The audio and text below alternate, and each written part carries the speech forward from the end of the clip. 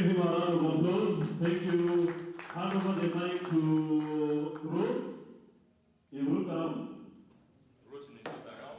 Is not around. Jules. Beryl. Hand over the mic to Beryl from Kenya, who is in charge of, who is now the communications officer. Beryl. Thank you, thank you. Habiba! You're blocking someone there? I don't know if you can. Please, can you purposely take. Thank you. Okay. Yes, Beryl, take it on. Okay, thank you for the opportunity, for giving me the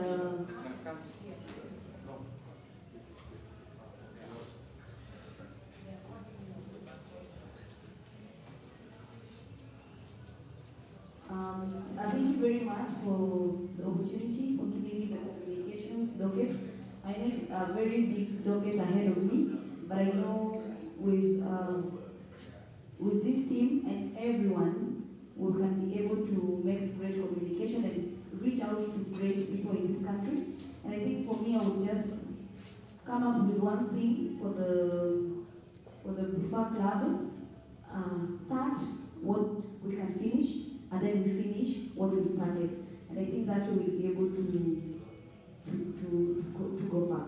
Thank you. Let's give a round of applause. Thank you, thank you. Kindly hand over the mic to Dr. Cheryl, who is now in charge of culture. Take it up, Dr.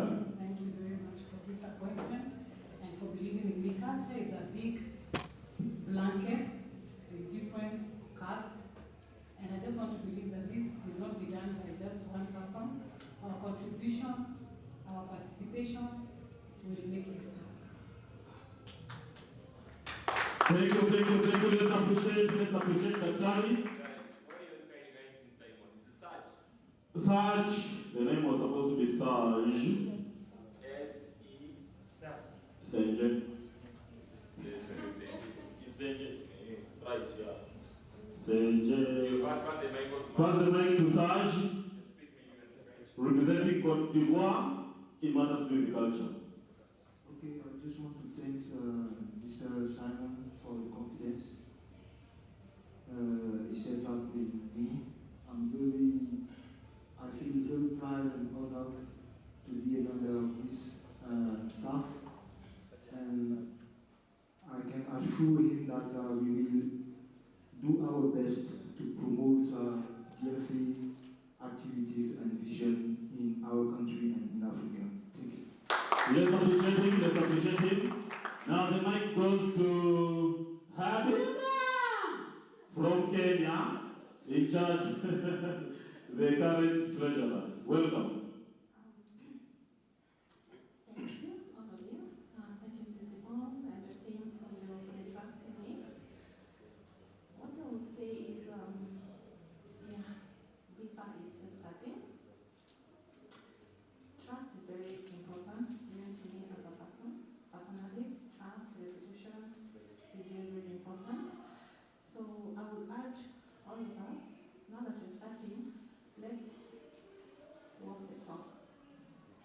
Let's not sit here for the 3 days or the 4 days, have very good presentation, then when we go back to our houses and to our countries or to our families, that is the end of it. No, let's walk the talk. Let's show the world what BIFA is all about. Thank you. Let's appreciate Habiba. Thank you. Now the mic goes to Evodi, Deputy Treasurer from DR Congo. I think I pronounced that name correctly. Yeah, Evodi. Merci beaucoup pour cette opportunité.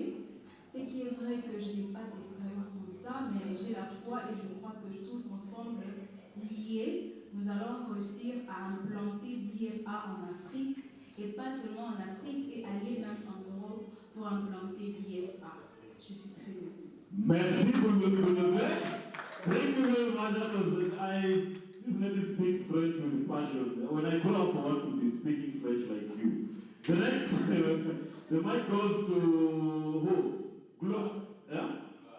Gloire, now that you're the one who has the mic, in charge of events and mobilization. Welcome, Gloire. Yeah, merci beaucoup. Thank you so much. First of all, say thank you for the coordinator, Simon, for trusting in us and also believing in what we can bring here for. Now in charge of events and the mobilizations. Yeah, we think together we can do a great job and we will bring this association very far. We are expecting good fruits which will come from this BFR. And together we will make a good job and we ensure you that we are here to work hard and to extend this BFR very far in Africa and all over the world. So thank you so much for every trust and for all the team which are here present. Thank you. Let's appreciate him, let's appreciate him. Let's hand over the mic to Rashidi.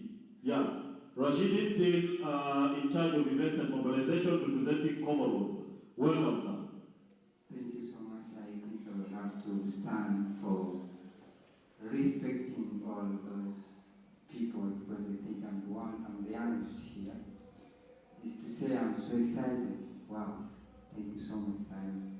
This is an opportunity for me and my nation, my community, to be part of FIFA. Sorry. I'll put hard work, engage myself, and provide the right service that you're expecting me to do. And thank you so much. Let's appreciate it. Let's appreciate it. Thank you so much. That was 10 minutes of a great presentation from great minds. You are the best. I want us to do that clap, the BFA one, so that we appreciate them. What was money? I just want that part only.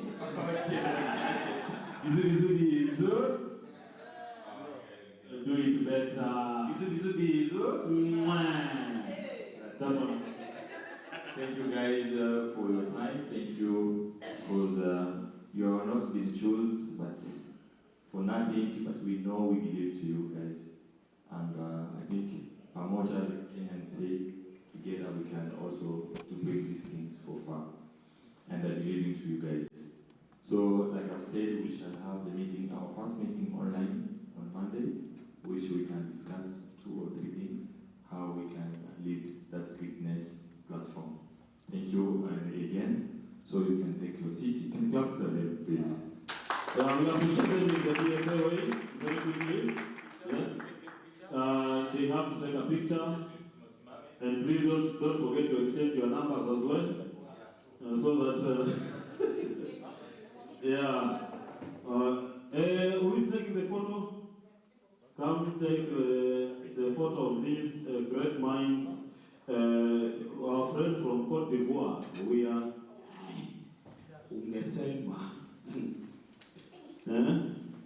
there's someone's bag representing all the people. Media pictures, please.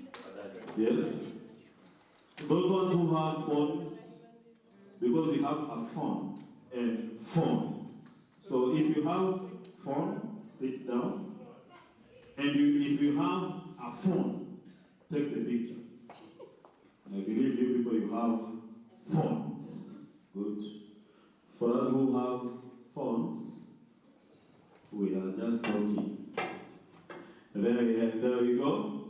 Put on a banana smile. Kindly put on a smile.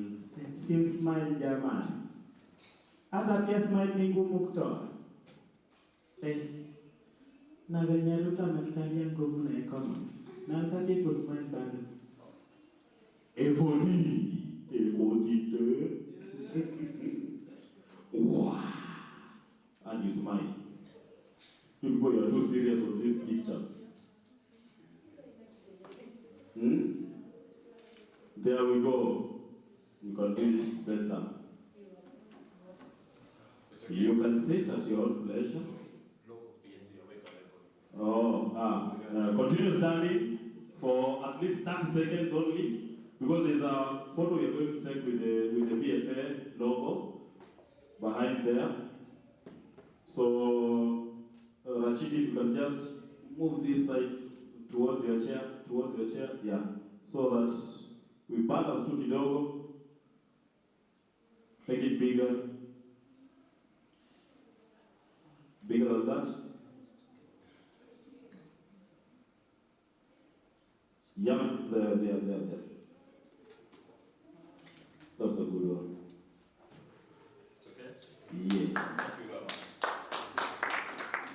So, before we finish today, you can give us 30 minutes of So, because in our program we are saying for presentation, we go very quickly. We start with the Ivory Coast for culture. After Ivory Coast, Comoros. After Comoros, the Burundi, you have already presented your culture, which you need. You don't. After, please, can you listen? We have 30 minutes, and we shall to respect 30 minutes. The first, we start with an Ivory Coast presentation culture. After Ivory Coast, Comoros. After Comoros, we go with Congo, DRC. After DRC, South Sudan. After South Sudan, Dr. Ian come for America, and we finish with Kenya. Let us be very strict with time, tafadhali. The moment you see us standing, just know that your time has elapsed. The register is where? Who hide the register? I think Madam Berry, you have the register? Yes. Please, those people that have been appointed, try to write your number, your email. Names, number, email, and country. So, Rashidi, maybe this side.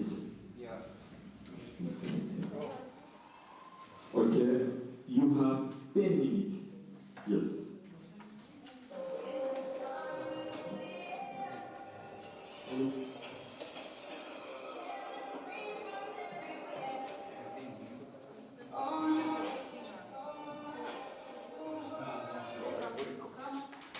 Wow. Okay.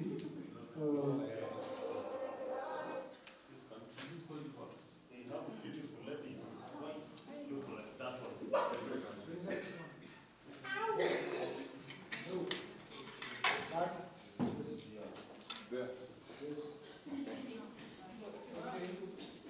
So, good evening, everyone. I'm going to make the cultural and traditional presentation of Côte d'Ivoire. I have prepared my speech in English, but I think I will do in French because every information is already in English. Donc, je vais présenter mon pays, la Côte d'Ivoire. Donc, voici où la Côte d'Ivoire est située, en Afrique de l'Ouest. Vous voyez, où il y a l'étoile rouge. Voilà. Donc, la Côte d'Ivoire est un pays de l'Afrique de l'Ouest, de plus de 30 millions d'habitants. La superficie, c'est 329 000 km². La capitale politique, c'est Yamoussoukro. La capitale économique, c'est Abidjan. La monnaie utilisée, c'est le franc CFA. La langue officielle, c'est le français. Les pays voisins, c'est-à-dire avec lesquels on partage les frontières, au nord, c'est le Mali, le Burkina Faso. On a le Ghana et la Guinée à l'est. Et on a le Libéria à l'ouest. Ok. La Côte d'Ivoire est un pays avec plusieurs ethnies. On a plus de 69 ethnies en Côte d'Ivoire. Ils sont regroupés en 4 groupes principaux. 4 groupes. Donc on a les Akans. Les Akans, on dit qu'ils viennent du Ghana. Hein. Donc ils sont proches du Ghana, ils sont à l'est. C'est toute la partie là. Eux, ils font 42% de la population. On a les Mandés et Gou. Eux, ils sont au nord. Ils font 27% de la population. Et on a les Krou, dont je fais partie. Moi, je viens du groupe Krou. Je viens de l'Ouest. Translator, please. Can you talk? Yeah, I think you mentioned it in English, you wrote. So let us go slowly. Also your explanation, please. Okay. Yeah, let's go. Let's go what? saying these are the tribes, okay? So he was not even there, I don't think so. Yeah. So he's mentioning All the information is already there. about I all speak the in tribes. French after page, you speak in English. It's okay. Donc on a 4 groupes. Je vais Yeah. parler des groupes qui sont à l'ouest. And the crew is in the side of west. Voilà, donc j'ai localisé la Côte d'Ivoire avec les différents groupes ethniques. Maintenant, je vais vous montrer 4 événements importants, 4 événements culturels et traditionnels importants en Côte d'Ivoire. Now it's going to show us the 4 traditional and events which are important in Côte d'Ivoire. Ok, on va commencer avec le groupe Akan. Akan group. Voilà, on appelle cet événement culturel l'Abissa Festival. And they call that cultural event Abissa Festival. Voilà, Abissa Festival, c'est une danse sacrée. And that one is a sacred dance. Voilà, une danse sacrée de purification qui dure une semaine. And there is a sacred dance of purification.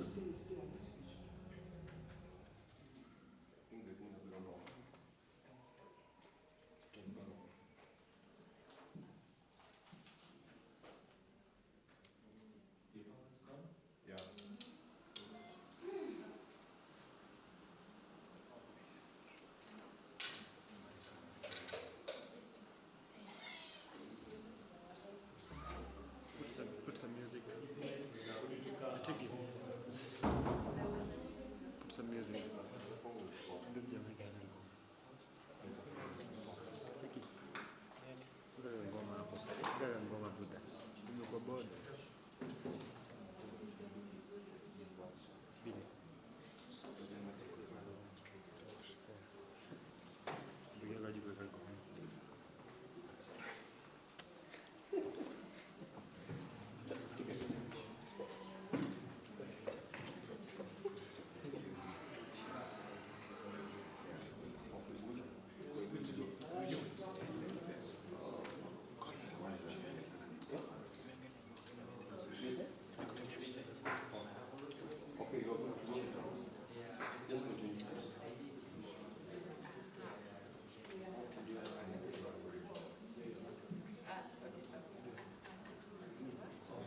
Attention, please.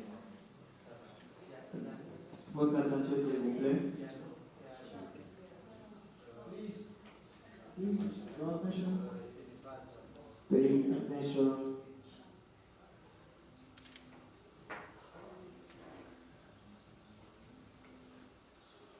Ok, on revient sur l'Abissa Festival. Je disais que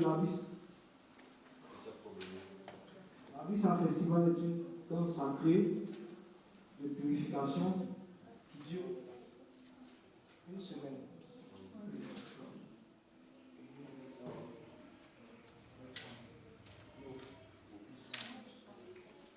Voilà, elle est exécutée par des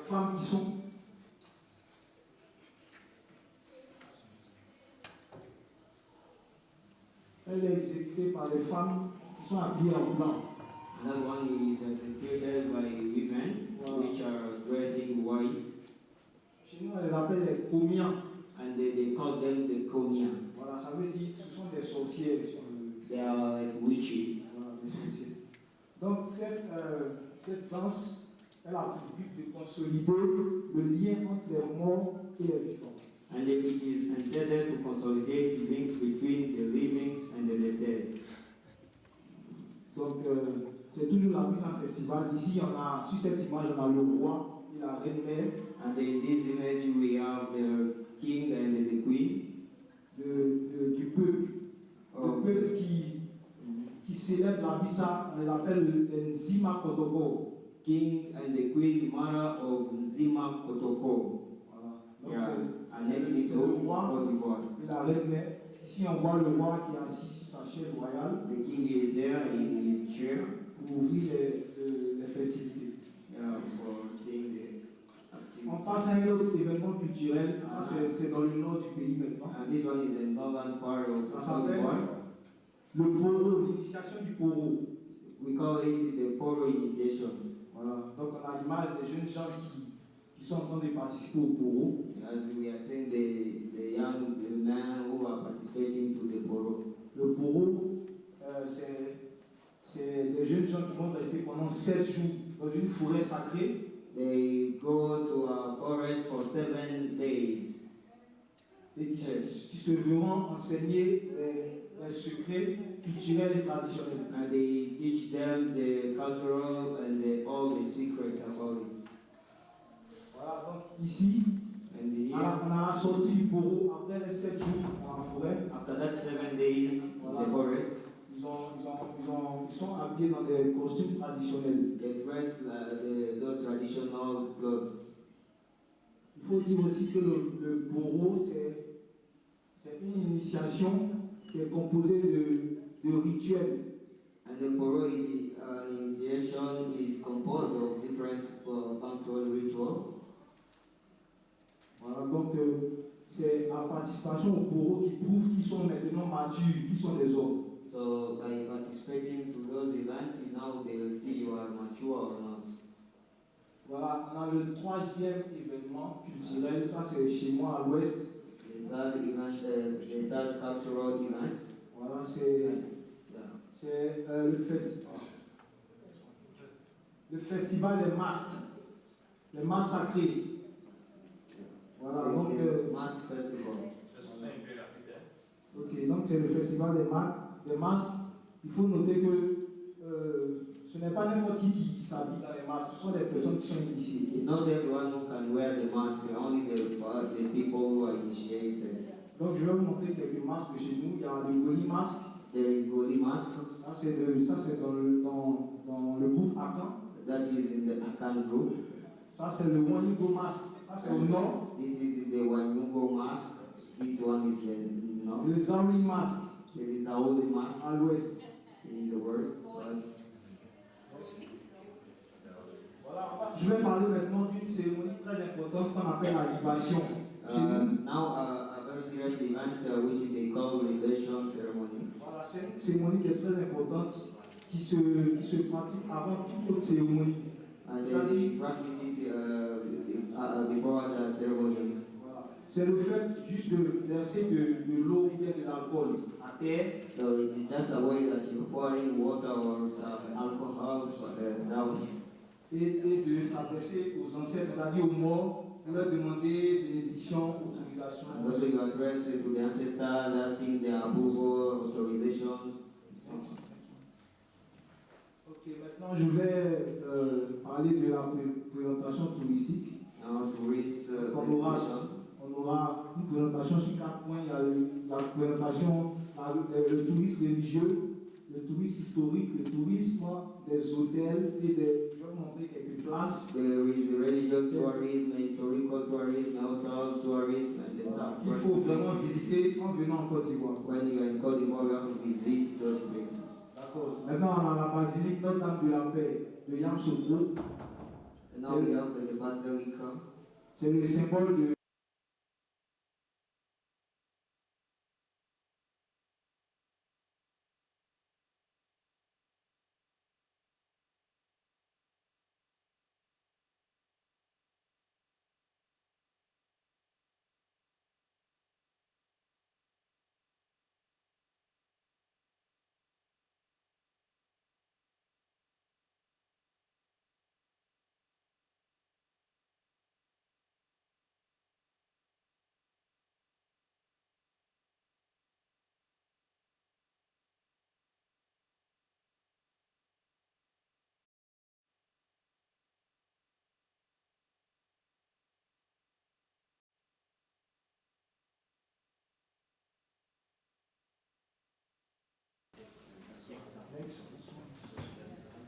Donc à Grand Bassam, on peut aussi visiter le musée de la civilisation de Grand Bassam, où sont exposés des œuvres d'art, des masques de différentes ethnies de la Côte d'Ivoire, mais aussi de différentes tribus de l'Afrique. On passe au tourisme hôtelier. Donc on a de très beaux hôtels. Côte d'Ivoire. d'Ivoire qu'il faut vraiment visiter. Ici, on a l'hôtel président de Yamoussoukro. Now they have the president hotel of Yamoussoukro. Ici, on a l'hôtel Pullman. Here they have a Pullman hotel. Ça, c'est Abidjan, Pullman. This one is in Abidjan. On a l'hôtel Sofitel Ivoire. They have also Sofitel Hotel. Qui est localisé aussi à Abidjan. It's also in Abidjan. Donc on en vient à quelques sites touristiques qu'il faut vraiment visiter en Côte d'Ivoire. On a le parc national de la Comoé. Some tourist places to visit. They have Comoé National Park. Il y a aussi des patrimoines mondiaux de l'UNESCO. That one also is a UNESCO World Heritage. Avec ces différents paysages dans la savane, dans la forêt tropicale, on peut faire même du safari. Savannah, grasslands, and the tropical forest. You can do a safari there. Ici, on a la baie des millionnaires. Voilà, c'est vraiment une jolie île. C'est une île, en fait, qui est very beautiful and peaceful island. Voilà, qui est accessible seulement par bateau. Across Kalibi Laguna. Vous voyez les bateaux. Kilometers from Abidjan. Small boats. Yeah. On a Assini Mafia, qui est une petite île à 85 km d'Abidjan. Is a seaside resort located in 50 kilometers east of Abidjan. Voilà, c'est une cité balnéaire aussi qui est un site touristique vraiment très beau. It's also a touristic zone where you can visit. Ensuite, on a la baie des Sirènes. They have also bird of sirens. Voilà, qui est une cité balnéaire aussi, qui est située au sud-ouest. And also it is Dans une located ville appelée Grand Berry. in a city which called Grand Berry. Ensuite, pour tous les amoureux, on a ce qu'on appelle chez nous le rocher des amoureux. And then for lovers, there is a place which is called the Rovers Rock. Qui est situé à San Pedro, dans le sud-ouest aussi. And also it is in the south part. Voilà. On a la cascade de Man, ça c'est à l'ouest. They have also the Man Waterfalls. That one is also in the western part. On a le pont de Liane à l'ouest aussi également. They have the Lian Bridge, which is also located in the west part. La particularité avec ce pont de Liane, c'est que selon la légende, il a été tissé par des génies. According to the legend, it is said that this bridge was worked for years by invisible beings. Voilà, on a la statue qui nous accueille à l'entrée d'Abidjan. This statue welcomes you at the entrance of Abidjan. On appelle Akwaba. Chez nous, ça veut dire bienvenue chez toi.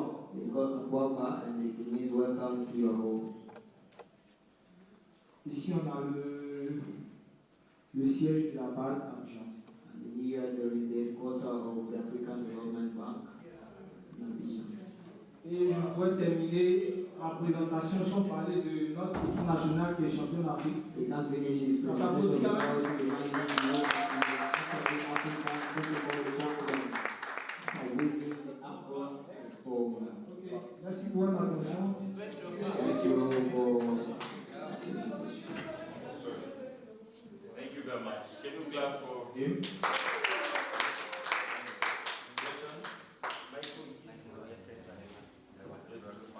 Do very quick, please. It was a good presentation.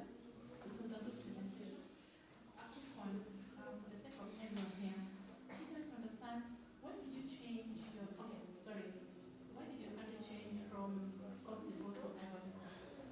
No, it's the same name. No? Okay. Not everybody. It's from, I know it's the same name, but it's from English to French. So why did you change it to English and your French speaking country?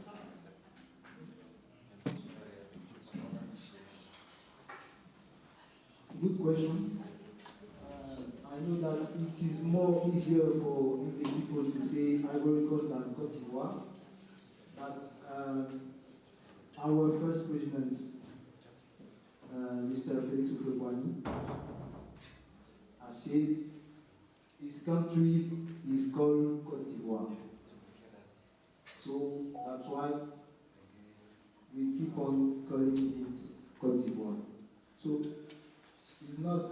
there is not a big difference between the two names.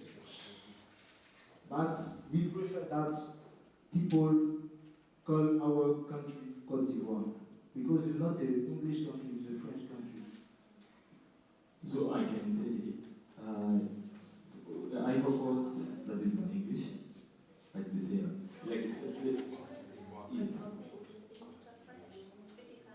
Like now in the DRC Congo, because DRC Congo we call it like RDC. Most of people they like to call it DRC Congo. You understand? But in French it's RDC. Yeah.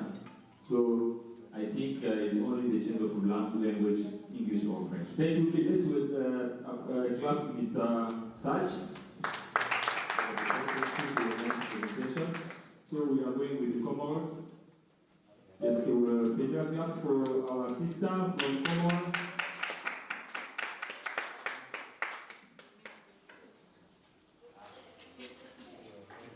Good evening. Bonsoir. Alors je vais parler français. I'm going to talk in French. Nos îles Comores. About the Comoros Island. Donc je vais commencer avec la géographie. Les Comores sont un archipel d'îles volcaniques situé dans l'océan Indien, au large de la côte sud-est de l'Afrique. And the Comoros archipel island volcanic which is located in the Indian Ocean. Les îles se trouvent entre le nord-ouest de Madagascar et la côte est de l'Afrique. And the islands are located between the northern and the western of Madagascar, and also another side of, and also in the eastern part of Africa. Elles sont situées au nord du canal de Mozambique. And also it is located in the northern part of Mozambique. Les Comores sont composées de 4 grandes îles. Grande Comore, comme vous pouvez le voir sur la As we can see, this is composed with 4 islands principal.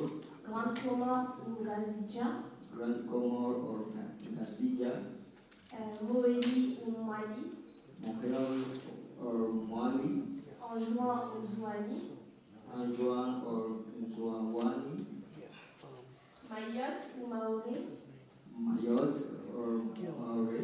qui est administrée par la France et est donc séparée politiquement des autres. It is administered by France and also separated politically with other islands. Les Comores ont un climat tropical chaud et humide. Yeah, there is a tropical climate which is hot and also heat. La capitale de l'Union des Comores est Moroni. And the capital city of Comoros is Moroni. Elle est située sur la côte ouest de Grande Comore, qui est la plus grande île de l'archipel. Located in the western part of Grand Comore, which is the great island there in the archipelago. Moroni est le centre politique, économique et culturel des Comores. Moroni is the political, economical, and cultural center of Comoros.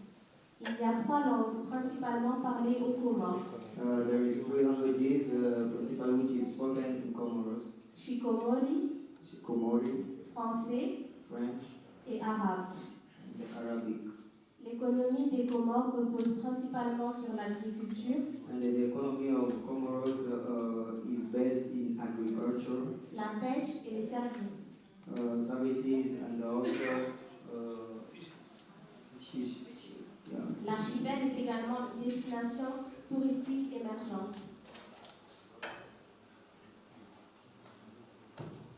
L'archipel est également une destination touristique émergente. Is also a zone touristic where people can visit. Maintenant, je passe sur le côté historique des Comores. Alors, le nom Comore dérive du mot Kamal, qui est un mot arabe et qui signifie lune. Les Comores sont d'ailleurs surnommés en français les îles de la lune.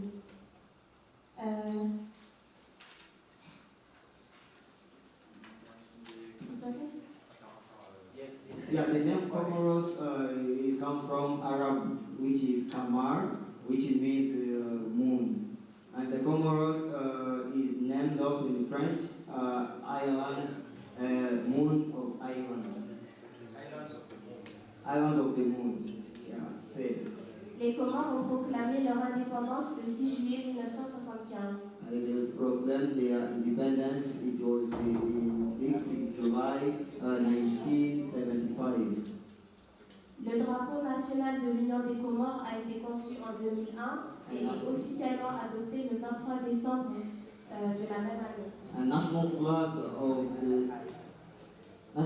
of the Comoros Union was conceived in 2001 and officialized and adopted in 23 December of the same year. Nous avons 4 dialectes aux Comores, vu que nous avons 4 îles, donc chaque île a son dialecte. They have 4 islands, and each island has his mother tongue, I can say that. Zouani, orange. Zouani. Ils ont Shinzouani, on appelle leur dialecte Shinzouani. They call Orange them ont le Chimwani. Mayotte ont le Chimaolé. Et Ngazidja ont le Shingazidja. Mais le tout, on appelle ça la langue comorienne, le Chimawani. Those 4 languages are the dialect of the mother tongue of those 4 islands in Comoros. Le premier président des Comores était Ahmed Abdallah Abderrahmane, qui est le père de l'indépendance. And the first president of Comoros was Ahmed Abdallah Abderrahmane, and he is also the father of independence. Le président actuel des Comores est Azali Assoumani. And the current president of Comoros is Azali Assoumani. Thank you. Thank you so much.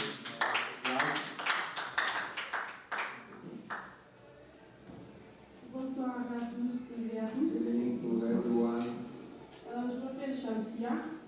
Je suis là aujourd'hui pour représenter la culture, la religion et la tradition des Comores. Religion and also tradition of Comoros. Tout d'abord, les Comores, on a une tradition de faire le grand mariage. C'est ce qu'on appelle en termes comores. And in Comor, they have the habit of doing what they call the great marriage. It's called Hada. Anda. Yeah, in Comoros. Et cette institution culturelle, tout particulièrement dans l'île de la Grande Comore, c'est seulement la Grande Comore qui pratique souvent cette tradition. Par rapport aux autres îles, ils le font mais très rarement. And it is a fundamental cultural institution of Comoros, which particularly is located in the Grand Comore, and one of the principal steps of life in terms of customs of people. Et le grand mariage est un passage, on peut dire, obligé pour être promu au sommet de la hiérarchie sociale. C'est-à-dire, il est comme, on peut dire que c'est inné pour nous, parce qu'en tant qu'homme, si tu n'as pas fait le handap, là, dans les rangs sociaux, tu es très bas. And the grand marriage there in Comor is a way that is obliged for every human of Comoros to be part of that social hierarchy in Comoros, and also practice those kind of practices in Grand Comore. On a aussi des vêtements traditionnels tels que le kofia. They have also traditional clothes like the kofia. Et le kofia, c'est seulement les hommes qui le portent sur la tête. Only men who Comme vous dress it voyez or sur wear it l'image. on their head, as we are seeing in the image. On a aussi des jaguilas. They have also tranquila, Figurent parmi les habitants traditionnels des Comoriens. and it is also among traditional habit of Comorian. Et cet habit se porte seulement pour les hommes qui ont fait juste le handap. And Mais they also, une personne qui n'a pas fait le handap ne peut pas porter ce drag-là. That one is just especially for those men who has accomplished that great marriage which is called hunting. On a aussi un sukuti. There was the sukuti. Comme vous le voyez en photo aussi. As we are seeing Mais ce sukuti, il est traditionnel, mais une personne qui n'a pas fait le handap peut le porter dans des festivités purement comoriennes. That one, the one who didn't do the great marriage can wear that one, also participate in the ceremony in common. On a aussi des kandou, boubou. There is a kandu called boubou. En comorien, on dit kandou. In Comorian, they say kandu. Et ce kandou a un propre tissu qu'on appelle le kandou à lassi. Et il est fabriqué manuellement par des coutures comoriennes. That one is made by the dressmaker in Comoros, those tailors, they do that. On a aussi des vêtements pour les femmes, chiromani, qu'on les appelle en termes comoriens. And also women dresses, like this one is shiromani. Et ce chiromani en tant que femme, on peut le porter peu importe le lieu, que ça soit tu as fait le handa ou pas, mais tu peux le porter peu importe où tu veux pour le présenter. Yeah, you can dress this one wherever you want, for event or wherever. Par contre, on a un tissu qu'on appelle Saharé et Subaya. C'est une tenue traditionnelle, mais cette tenue est portée par des femmes qui ont fait le grand mariage. And also Sahari or Subaya is only the women who get married who can wear this kind of materials. Après tout ça, les Comores, nous avons des repas traditionnels comme le sambusa. Their traditional food, there is sambusa, Kuskuma,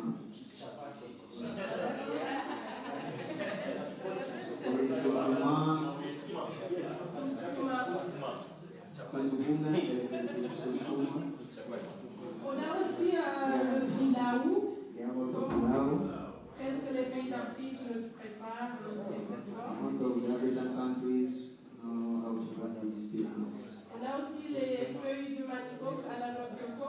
Chez nous, on appelle madaba. They have also madaba. On a aussi the cassava leaves.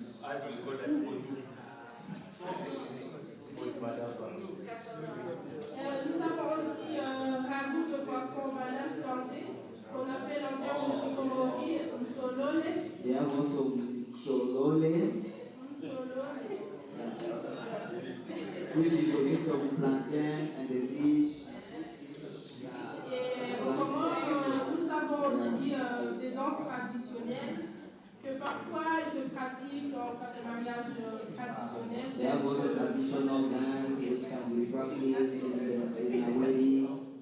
Nous avons des jaliko, We have jaliko, sambe, shigoma, wadaha et deba.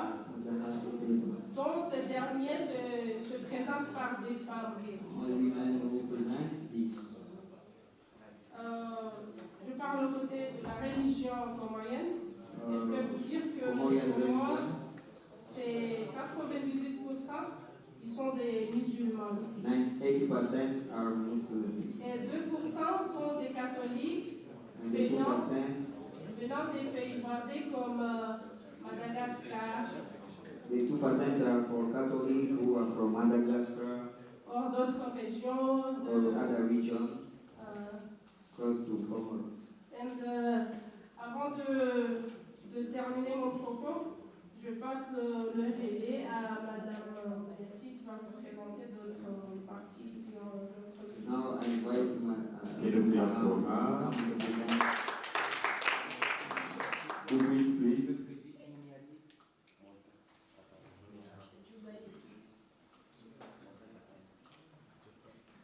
Salam alaikum à tous. Yeah.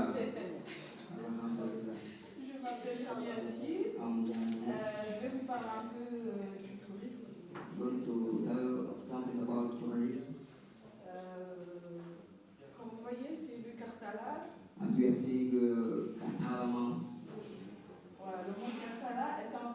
actif et le point culminant de l'Union des Comores. Is an active volcano and also a terminate of Comoros Union. Situé plus précisément sur l'île de la Grande Comore, Gazidja, où se trouve également la capitale Moroni. Located in Gazidja, which is the Grand Comore Island, and also the capital city of Comoros, which is Moroni. Vous voyez dans la photo, ça s'appelle le Niamawi, lac Niamawi. And this is Nyamawi Lake. Nyamawi c'est un lac. Le lac Niamawi est un lac salé présent sur l'île principale des Comores. Situé au nord de la... It is a salted lake. Il est situé au nord de la Grande Comore, dans un ancien cratère volcanique, spécialement dans la ville de Moroni. Located in the northern part of Grand Comoros, and also where there is the ancient volcano. Malucha, vous voyez dans la photo, Malucha est un plage situé à la Grande Comore, spécialement dans la ville de Mitsamiouli. Is a beach located in Grand Comore, especially in Gazidja, Mitsamiouli. Yalani.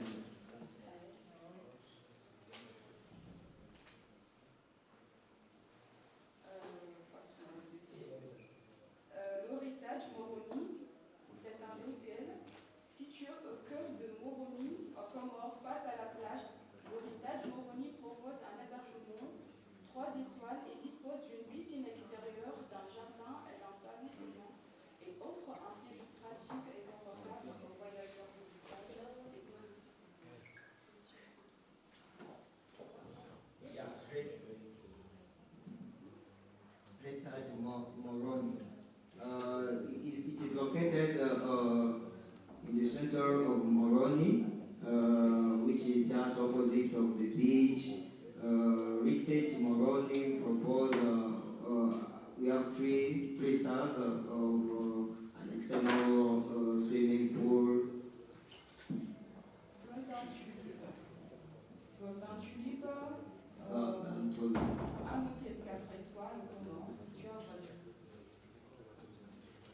Golden Tulip. It is located in Grand Comore, and it is 4 stars hotel. Il y a aussi Alcamar Lodge, situé à Nzabzé sur la côte ouest de la Grande Comore. Alcamar Lodge propose des hébergements en bord de mer, un restaurant, un salon commun et un jardin.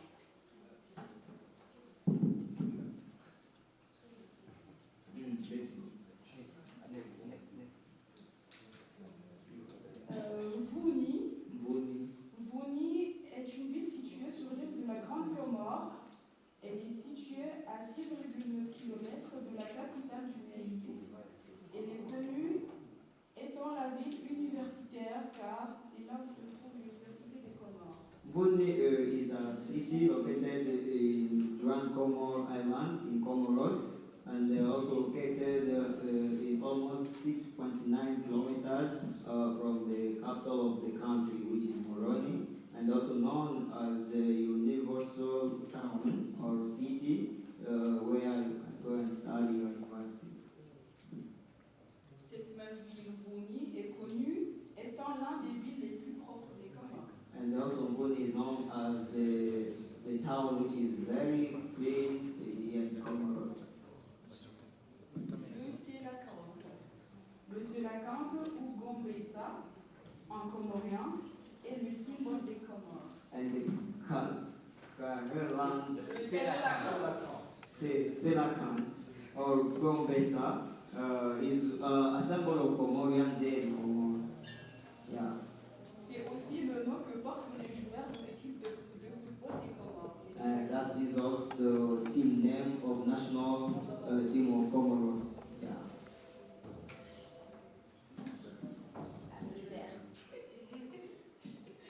Équipe nationale de football Comores représente les Comores dans le football international et contrôlé par la Fédération comorienne de football. So the national team of football in Comoros is presented by the National Football of Comorians and also controlled by the Comorian Federation of Football. Il a été créé en 1979. Created in 1979. A rejoint la Confédération africaine de football en 2023 et devenu membre de la FIFA en 2025. And in 2003, the Comorian team joined the African Confederation of Football and also FIFA in 2005. Les Comores se sont qualifiés pour leur premier tournoi majeur en 2021.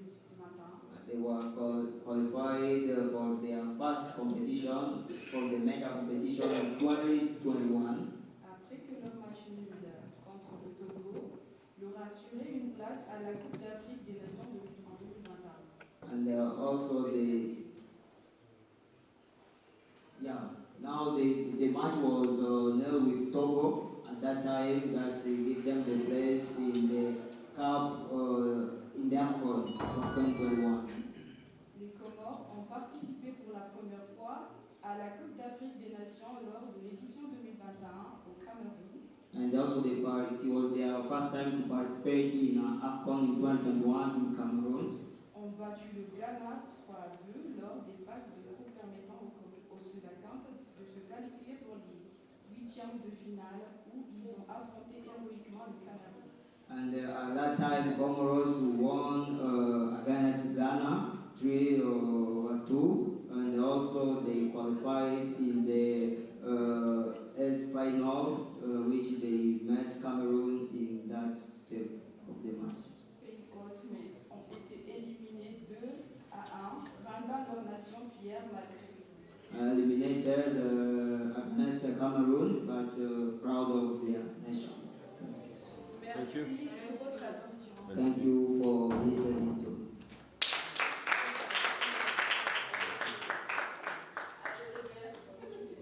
Aussi, nous sommes prêts à vous accueillir au moment. Nous sommes un pays très accueillant.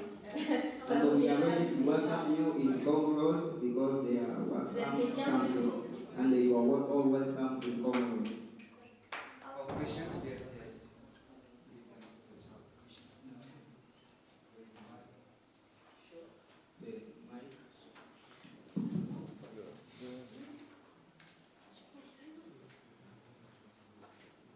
Bonsoir. Je m'appelle Brian, je suis Kenyan. J'ai une question.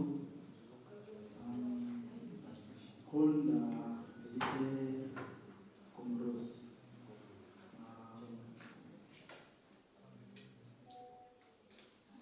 j'aurais un problème quand visiter le Comoros parce que je suis catholique et la plupart des gens sont musulmans. So his question is about visiting Comoros because he's a Catholic and there is a Muslim country. So how can he visit? You just have 2% of other religion, so the difficulty. Je vais répondre à votre question. Il faut savoir qu'on n'a aucun problème avec les autres religions parce que nous cohabitons aussi avec plusieurs religions à part le christianisme. Il y a des Indiens aussi qui ont leur religion, je ne sais pas comment ça s'appelle, désolé. Les hindous, oui. Oui. Mais ne vous inquiétez pas, nous sommes très ouverts à tout le monde, on n'a pas de barrière parce que nous sommes musulmans. Yeah, it is an open country, so there is no problem of religions in Comoros because they are even Hindus, which is an Indian religion in their country, and that are also religions. So you can visit easily and do whatever you want to do. Yeah, that is. Another question? Yes. Okay. Par belle présentation, le Comoros c'est une belle île. Merci. Wonderful island. Belle femme là-bas. Belle musulman. Pour les chrétiens, est-ce qu'on parle des bonnes femmes là-bas? Oui.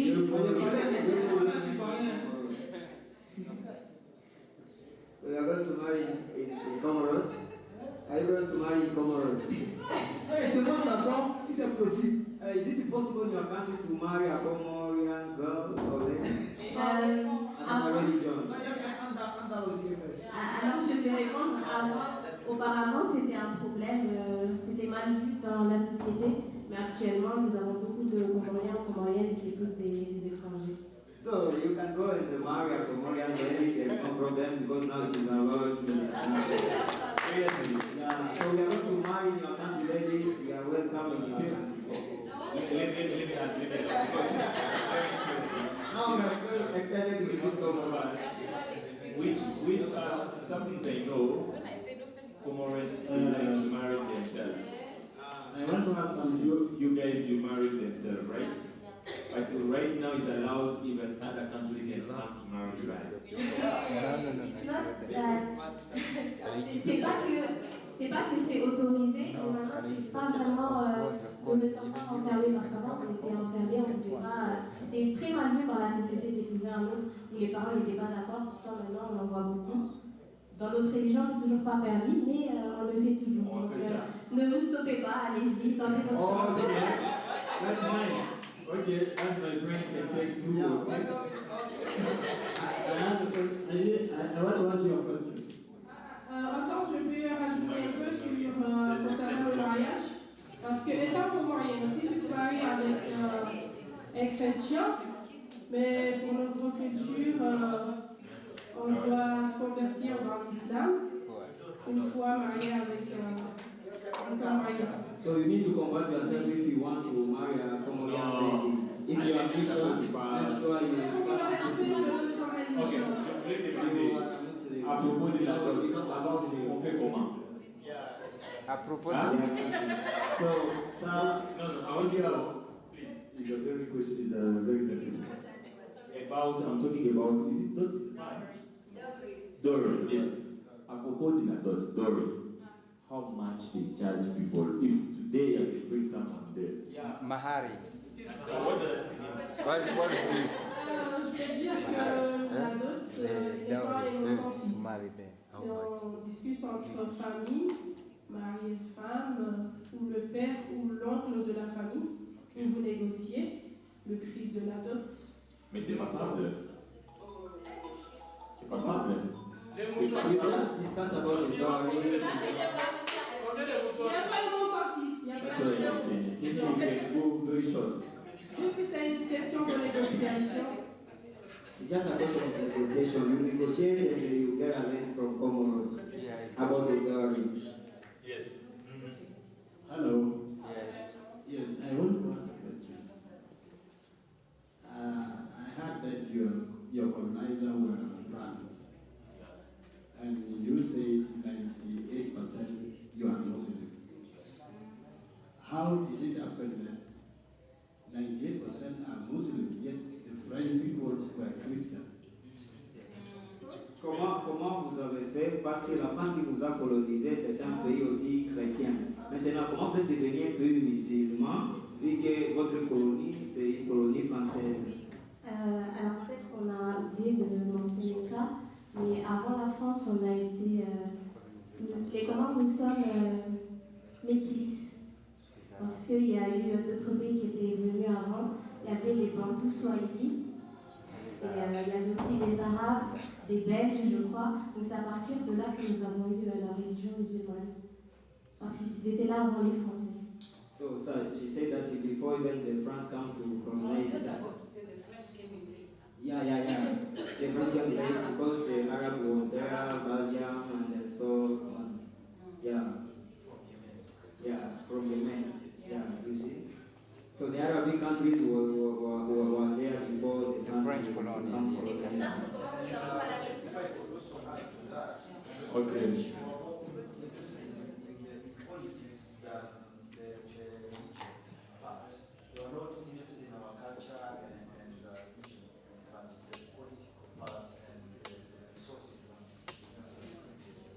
Okay, thank you very much. Let's clap for them. Thank you for this presentation. It was very good. Thank you.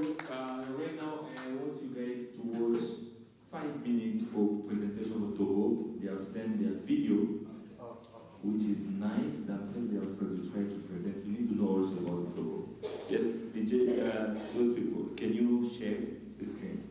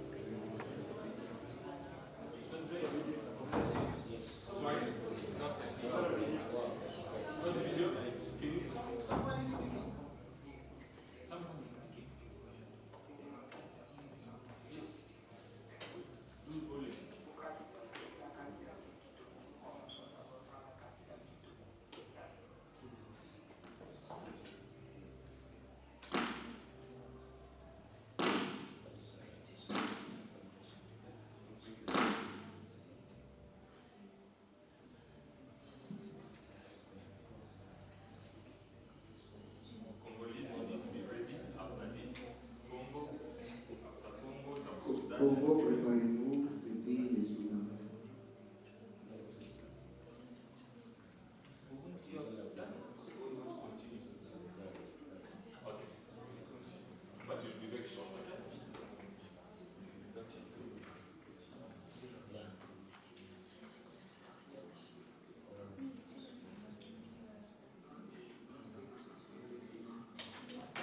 Nous allons d'abord commencer par la situation géographique du Togo. Ensuite, nous allons parler de la capitalité du Togo. Après, nous allons parler des fêtes traditionnelles.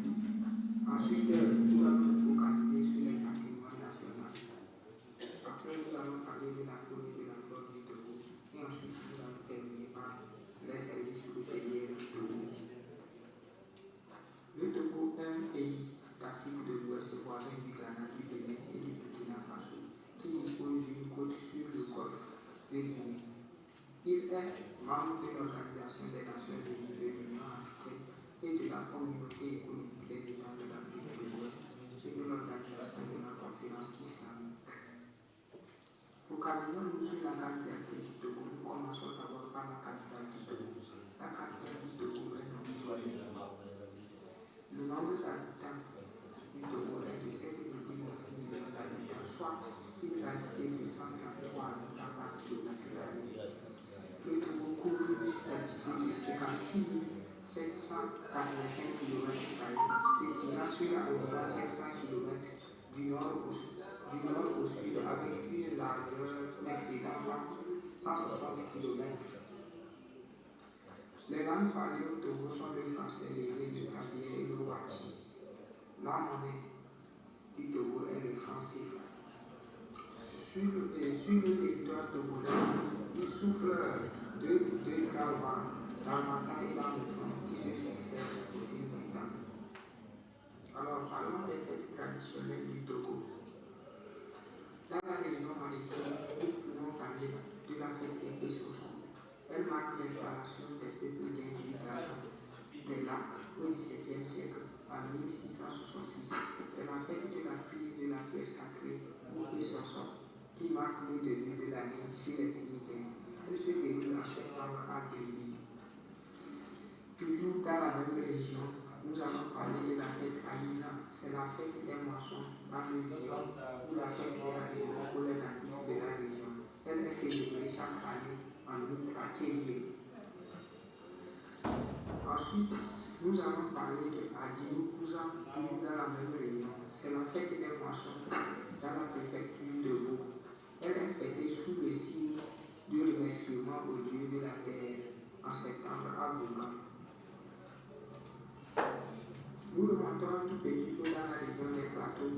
Nous allons parler de Yaouzan, la fête des moissons des aînés des plateaux. C'est une fête au bout de laquelle ceux repentent à l'intention des dieux et des mâles, les mets préparés avec les prémices de certaines cultures, maïs, arachide, igname, manioc. Elle est célébrée dans le mois d'août. Ensuite, nous allons parler de Agobozan, qui est dans la même région. Fête historique des aînés. Elle marque la commémoration de l'étoile du peuple aîné au XVIIe siècle. C'est la plus grande fête traditionnelle aînée. Elle se déroule en entier au cours du mois de septembre. Toujours dans la région centrale, nous allons parler de Kadab, la fête des moissons célébrée à Kaoudion dans le mois de mars. Toujours dans la région centrale, nous allons voir la fête Klipo, la fête des moissons célébrée à Tchama dans le mois d'août. Dans la région de la Kara, on a la fête Vajivala. C'est une fête d'initiation de lutte en pays carrière. Elle se passe généralement au mois de juillet dans la préfecture de la Lausanne. Là, nous voyons dans la région de la Kara, toujours la fête du Pondre. C'est une fête de la moisson à Bassar. Dans la région de la Kara, on a toujours Singan, une fête d'initiation des carrières de la Dina à Paouda. Dans la région de la Kara, nous pouvons parler toujours de Sikou Diagabou, la fête des Lambas et des Loufous de Doufelou, à Niamchoubou. Dans la région de la Savane, nous pouvons parler de Koubi, une fête religieuse des filles de Loti. Elle est célébrée en avril. Toujours dans la région des Savanes, nous parlons de Tekapa, une fête de la passion des mois de Pau. Alors, parlons un peu des patrimoines nationaux. Nous voyons cette cathédrale à Bali qui évoque l'époque coloniale où la ville était au centre du commerce du café cacao. Là, nous voyons les ruines de Kamina situées à 20 km d'Atapami.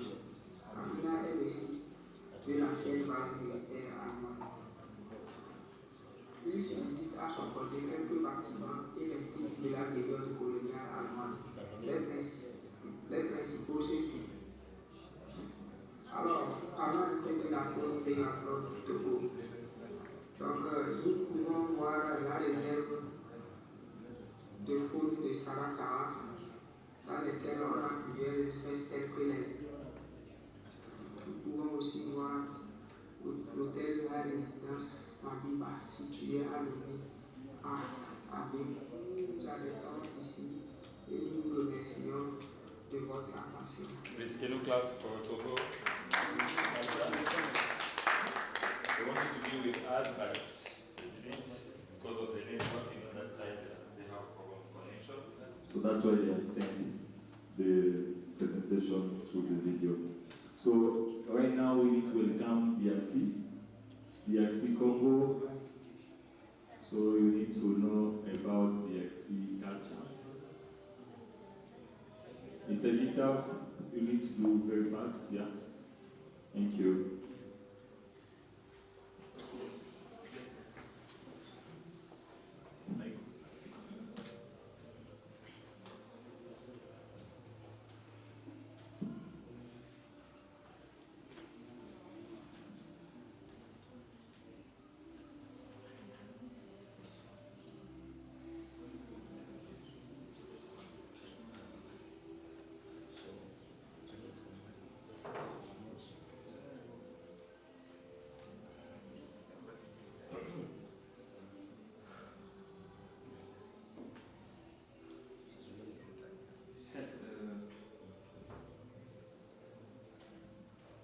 Good evening, everyone. Ok. So, I'm going to play some phrase car je vais être rapide pour donner une brève sound micro de la République démocratique du Congo, voilà.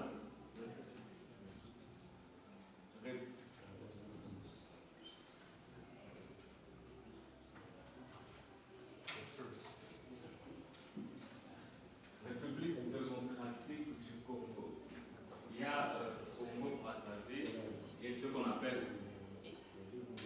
Congo-Brazzaville and there is also the Republic of Congo. Ok. RDC autrement. Voilà. DRC. Ok. La République démocratique du Congo est un pays d'Afrique centrale. C'est un pays d'Afrique centrale. The Democratic Republic of Congo is a is an African central. C'est le troisième pays le plus peuplé d'Afrique derrière le Nigeria et l'Éthiopie.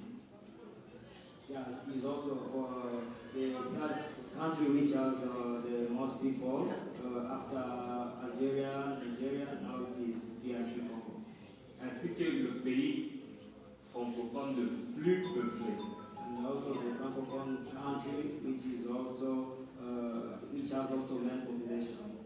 Ouais, la République démocratique du Congo est un grand pays en tout cas. Comme vous pouvez le voir, grand 4 fois comme 4, donc la France, pour qu'elle puisse être grande comme la République démocratique du Congo, donc elle peut mesurer 4 fois grand comme 4 fois la France, si vous voulez comparer la France et le Congo. So if the France wants to be big like Congo, it has to be 4 times in Congo. Yeah. Because it's too big. 80 fois la Belgique, si on veut aussi comparer à la Belgique. 80 times or dimension if that country wants to be like Congo, Belgium. Ok. Parlons des langues en République démocratique du Congo. Il y a 4 langues officielles. 4 langues officielles. 4 official languages. Nous avons le français, French, le lingala, le le kikongo, et le swahili, voilà, et le swahili. Le swahili. Mais ces langues, par exemple comme le lingala, on ne parle pas ça presque. C'est pas tout Congolais qui parle le lingala. It's not every Congolese who speaks lingala. Vu que la RDC est un grand pays, donc les 4 langues officielles, on ne les parle pas partout. And those 4 official languages, they are not spoken everywhere in Congo. Il y a aussi 400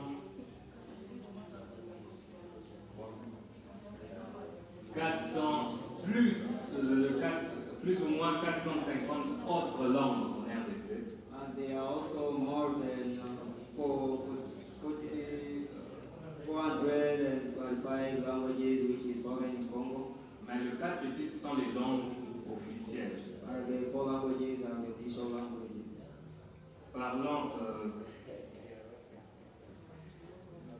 la République démocratique aussi, comme on le connaît tous, dispose de nombreuses matières premières, parmi des minéraux précieux et recherchés comme l'or, le cobalt, le coltan. So in Congo they have also those precious minerals such as gold, cobalt, coltan, and the other one people are seeking for it very much in the world. Yeah. Bon, ça c'est ça, une brève introduction sur la République démocratique du Congo. Je vais aussi laisser la place à Madame Evody de parler des amis et Madame Evody. Bonsoir à tous. Evening to everyone. Alors moi je vais parler sur les 4 grandes familles ethniques qui jouent un rôle très essentiel en RDC. The 4 greatest ethnic in Congo, which also play a very serious in terms of role in DRC Congo. Families. En première position, nous trouvons la famille Bantou. They are first of all Bantu families. La famille Bantou sont le groupe ethnique les plus importants en RDC.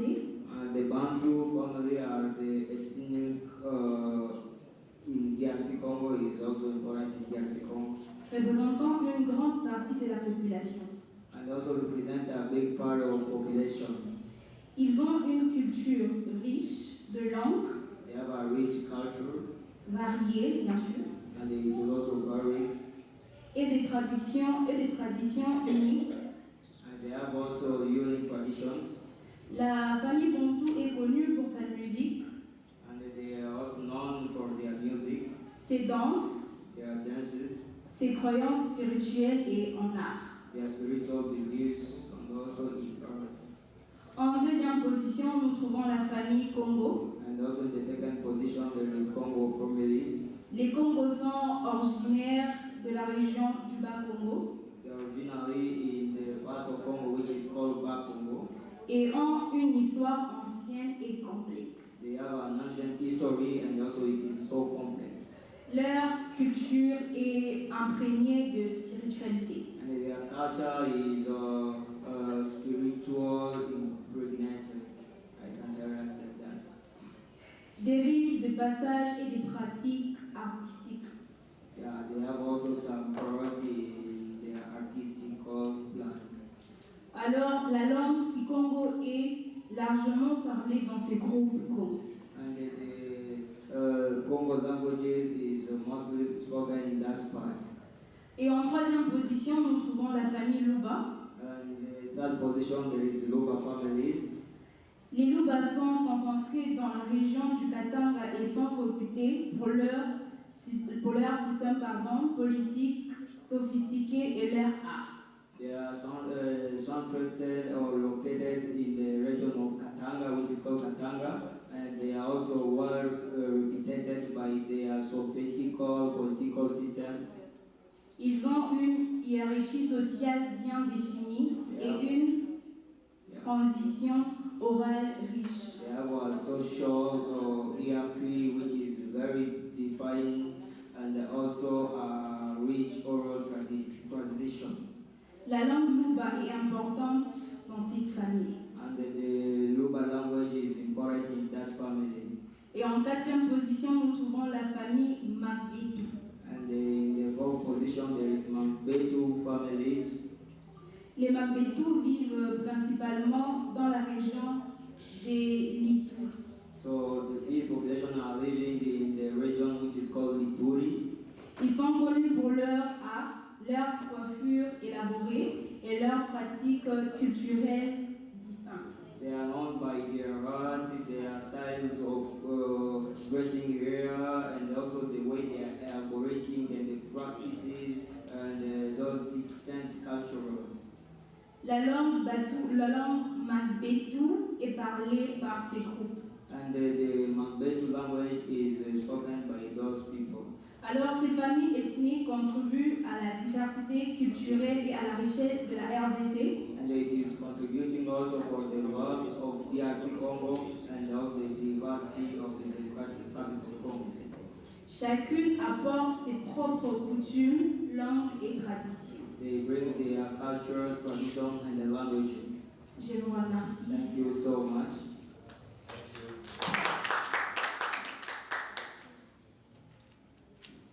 Bonsoir à tous.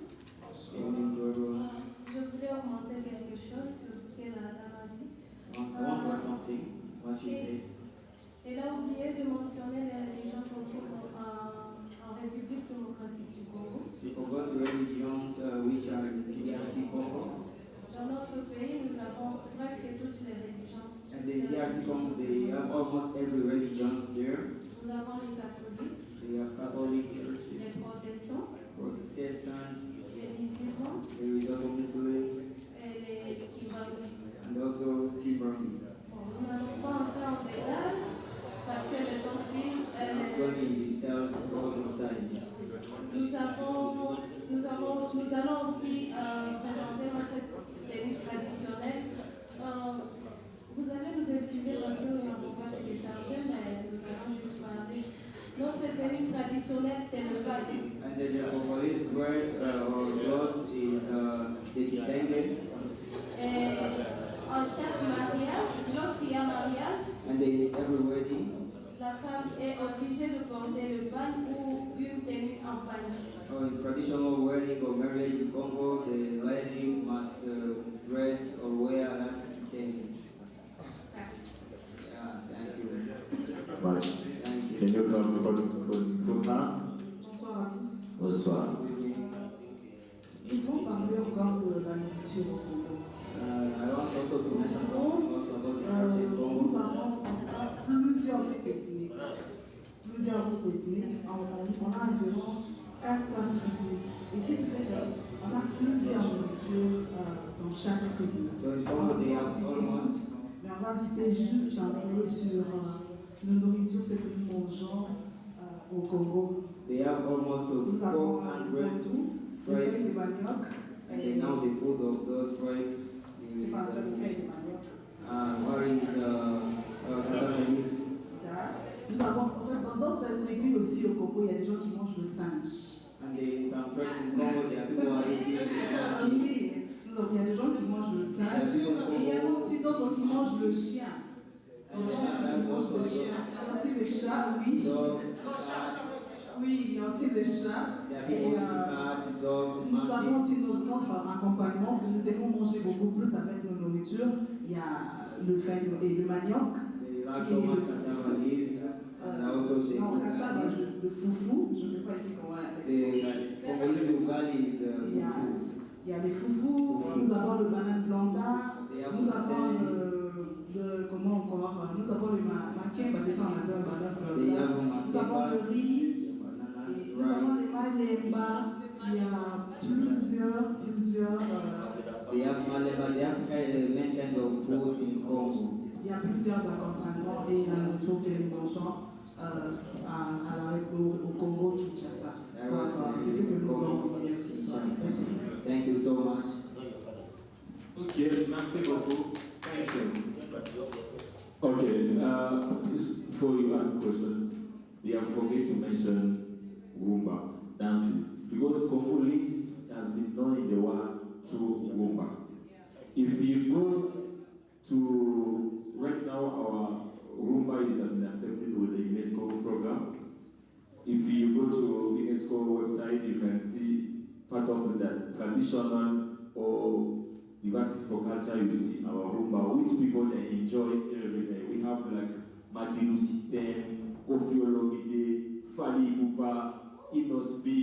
We have, there are many, General Defao. Those are the kind of people they have been also to show, to bring our culture in the world. So maybe they have forgotten. And apart of that, we have a big forest in the world. We call it Congo forest. There are also which we call river, Congo River. We have a Congo River, and also we have the way our forest is the second one and the largest in the world. Yeah, after Amazon. Yeah. And we don't Congo, we have many resources. That's why we have been fighting with those people. We have a lot of minerals, things of diamond, zinc, everything you can find the world in the Congo. Yes, the national parks, we have a big national parks, and also we have a resource human, pigmen. That's those people we call the pigmen, the short people. Yes, which they are living in the forest. Yeah, that is the kind of things. There are many. I cannot mention here because of the time. Yeah, thank you. Yes, question. Bonsoir. Bonsoir. Moi aussi, j'ai une question. Another one. Je suis deux questions. J'ai des questions. So the first one, j'écoute beaucoup de chansons du Congo, Rumba, mais Monsieur Simon, ce n'est pas un bon gentleman parce que he doesn't teach me a lot of Rumba songs. Je suis écouté. So it's a question of music, the chansons du Congo, mais c'est qu'il possible. You want me to teach you a song? Yes, yes. Okay, you didn't play Papa Mumbai. Yeah. Play that. So this is we know Congolese in terms of songs and dance. Play Kofi Olomide, Papa Mumbai. Yeah, I said it's a part of Yeah, they will dance now because they don't have the chance. But Papa Lolo, but yes, continue. Yes, yeah. Sorry, can you listen here, please? Quand je visitais le Congo, je veux épouser comme Sonia ou Jean.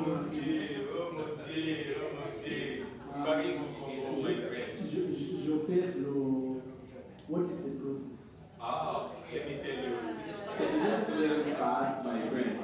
This guy wants, first things he said, I'm wrong today, I'm not talking some words. No, because I like to tell him, Congolese, we like when you're with Congolese, you need sometimes to take advantage for what we are doing, my friend.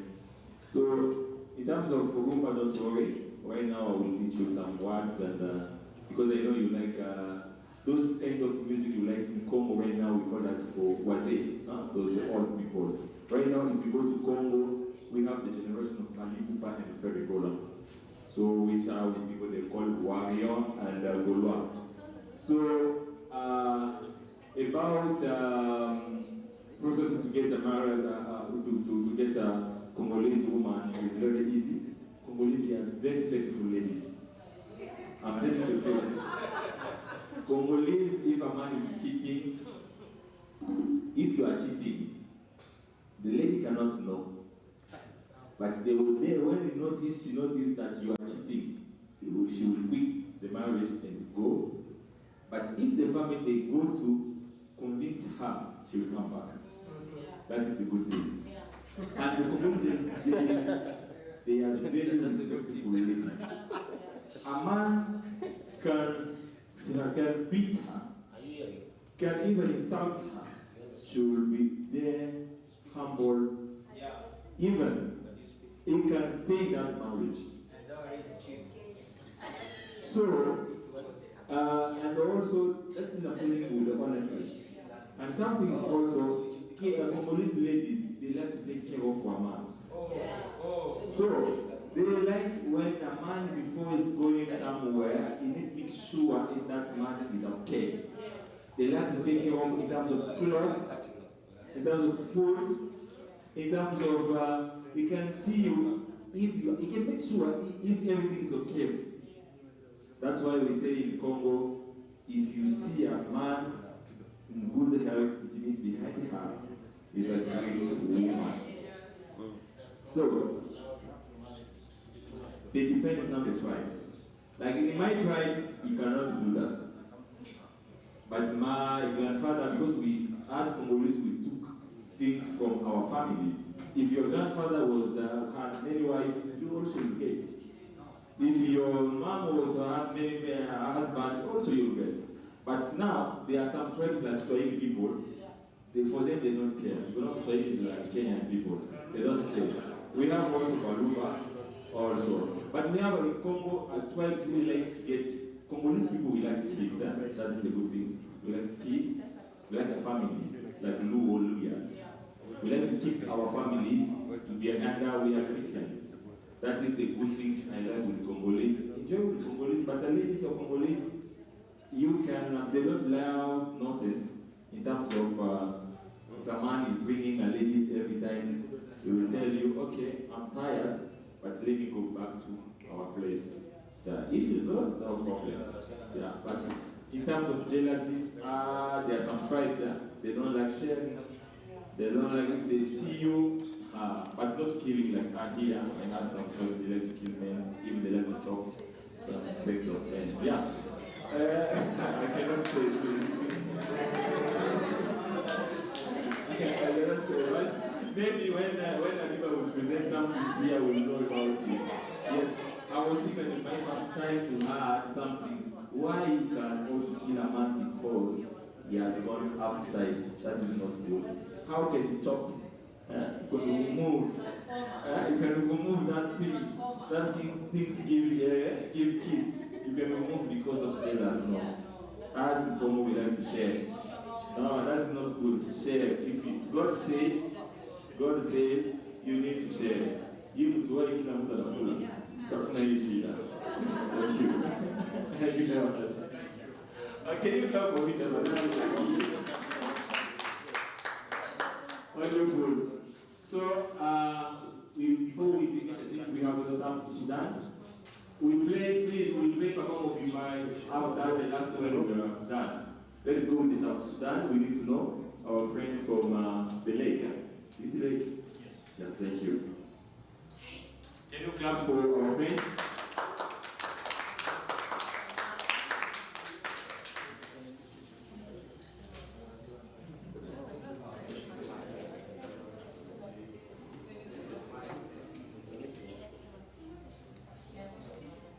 Are you putting something for me?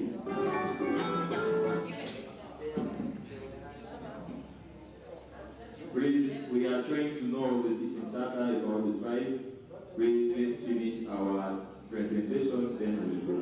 Yeah.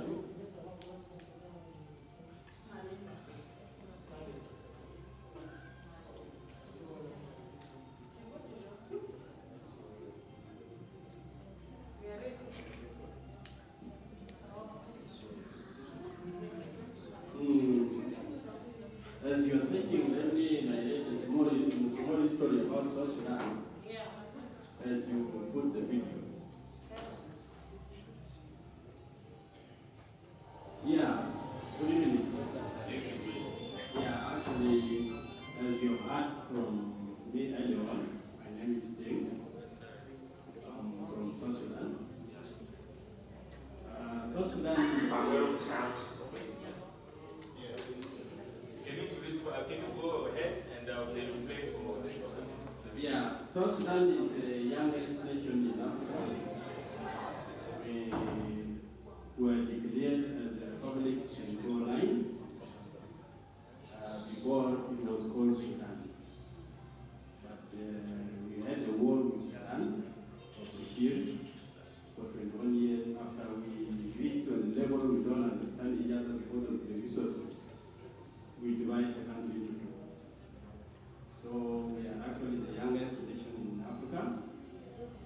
And we are having so many diverse cultures. We are having 68 tribes in South Sudan. Yes, those are the tribes that we have. And we are actually Nilotic people. We keep animals, especially cows. I think my friend will put it there. And we are polygamous. We marry many wives, as I can. So we don't mind how little money you have or how much money you have. We marry many wives. That is how we are. My dad was having 15 wives. So out of 15 wives, my elder brother, because I'm number 4, my elder brother has 6 wives. My second brother has 4. So me, I want to have 10 of them.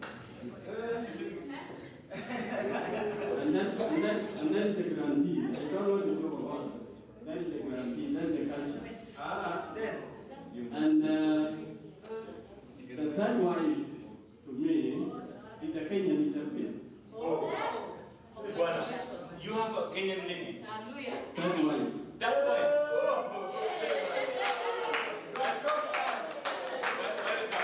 How do you manage this one?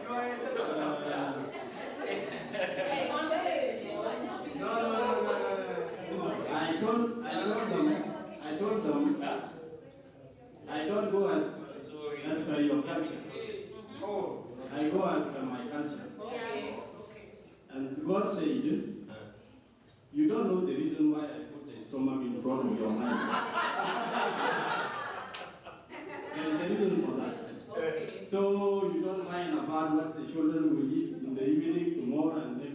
What do you take care of that? How many children do you have? I have 8 children. 18? 8 children. 8 children? Yeah, but this one is the last number. And my son is 25 years. Okay. So I say that is the last number. No. You are That's the little number. It is not the last. It's the last. So you are going up to where? So, you have seen our culture, you have seen very many cows here. So when my dad married for me a first wife, he paid a dowry of 100 cows. And it was not a simple girl. He was taller than me. But we were competing, we were 6 young men that were competing for that girl.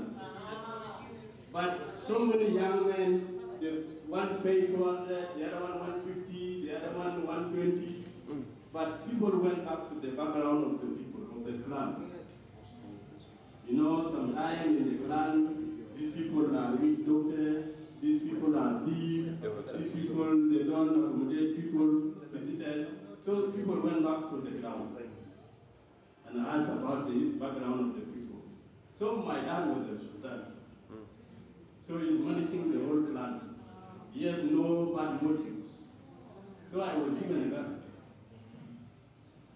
And I was very proud for that because 100 cow like this, 1, 2, after 100 is not very little. Yes. But when I came to Kenya, I only paid 3 cows. Oh, yes, for that you went. Which can, right? Only 3. And I go as per the culture, not as from my culture, as per the culture. Because the culture says you pay this amount, I pay. So that is about our culture. The second one, let it move. The other one, our culture, our country is the richest country as well as Congo, as you say. Because the reason why we have been in war for a decade, for more than 5 years, it is because of the resources. We have a lot of oil, we have a lot of gold, uranium, graphite, and so many things. So the government on Khartoum, the Arab people, could not accommodate us in government. Yet the resources are actually in our land. So this is when the fighting came between us and them during the time of Dr. Karam. So we fought for good 21 years until the country is divided into 2. Now we left them alone. We have our own culture, our own country, I mean. And again now themselves they are in big fighting. They are in war now in Khartoum. So sometimes they say, don't mistreat your friends. You may never know where you will be tomorrow. So the Khartoum now they are in war, and many of them came back to Juba. They didn't know that the Khartoum will be spoiled one day. So this is our culture. We have 12 people in South Sudan. In my family, I'm the shortest one. Shortest? I'm the shortest one. Yeah, the shortest one. You are the shortest. I'm not in my family. Yeah, so you have seen this man. No. This guy you have seen in the picture here is not even tall. Oh my God! We have a South Sudanese boy who went for refugee asylum in the US. It's called Manu. Manu was taller than this man. He was taller than this man. Yeah, so when you play a basketball, you can't take it and take it. So we have actually very good culture. And the people of South Sudan, if you want to get the people who knows how to wrestling, come to South Sudan. Oh, you do also wrestling? Yeah, people wrestling so much. Very well. We can get the one man in the cattle camp and he can throw us, all of us down. Here in the house. Without taking rest. All of us here. So I'm praying for the organization so that it become big. we also pay a visit to South Sudan, you see them. Yeah. That is so that is how our culture is. So with the grace of God, we shall go far. Thank you. Thank you. I have one question, please. I want to know, because sometimes I like to see the pictures for South Sudan through the media, like everywhere, so they have people they are fighting. I want to know, is it the because right now you have four vice presidents and one president, right? Four vice presidents and one president. Yeah, 5. Like 5. So how they are managing the country? You know, the country came out from the war recently, and those generals you have had, they were given position. They were big people in the war. So they don't need one of them to be isolated. So they are accommodated in that round. They suffered in the bush for 21 years. But as the country is preparing for election by December this year or next year, January, we shall come back to one. That's nice. Yes. Thank you very much. Yes. Okay. Yes. Someone has a question, please? But in Khartoum, is it Khartoum? Yes, Khartoum. Juba, North Sudan. Our capital city is Juba. Juba. Yes. Juba is peaceful? Yeah, very peaceful. Okay, which is the region is in attack? Pardon? Which is the region they have been attacked? They are fighting in the North Sudan, in Khartoum. Oh. In Khartoum, North Sudan. And South Sudan is safe? Is safe, yeah. Even if there are some small problem, it's like what is going on in Kenya, in Turkana County, in Baringo, West Pokot. Cattle raiders, they are ever there. But in South Sudan, it's peaceful. Yes. Yeah, I'll go back to the same question. Yes. About marriage. Yes. I think I want to be maybe on my own body. So what is the process like? If you want to marry a Sudanese from there, what is the process like? Yeah, actually it's a good question because in South Sudan we have two things. In South Sudan we have two things. Number one, we turn our girls into wealth. That is an income. So you have so many girls, they will bring you more wealth. Okay. That is number one. Number two, if you need a girl from South Sudan, don't try to mess up with the girl. Go to the parent. Go to the parent officially, tell them that I need your girls. They will say yes or they will say no. But don't attempt to go to a Southern Sudanese girl when you have to do with Kenya killing 500. They will not, that is an insult. Even 1 million is actually an insult. Go with 2 million and cry. I have nothing as for now, but as I get it, I will be bringing it gradually. That is how you should have to plan yourself. You make a contract. Yes. For marriage. Yeah. So, okay. What's happening if you mess with a girl? If it is actually happening here in town, you are safe, but you can be traced by the people of the girl, the youth, unless you run away back to the country. Okay. What? But if you are found and you refuse to marry the girl, you have to be killed. That is the philosophy. That is the philosophy. Yes, one question. Yes. Yes, my name is Regina. Yes, I wanted to ask you, what's your economic status in Sudan, South Sudan right now, as the youngest state in Africa at the moment? Yeah, actually, our economy, I cannot say before what is big. As for me, if I start by myself, I was working before in South Sudan as one of the directors in education department. But I left the country because of the small problem to the camp. But now I get little support from my brothers. But back home, if you are either a farmer, or you are a businessman, or you are working in the government, or maybe you can do 1 trade to sustain yourself. But the country is getting its resources through oil,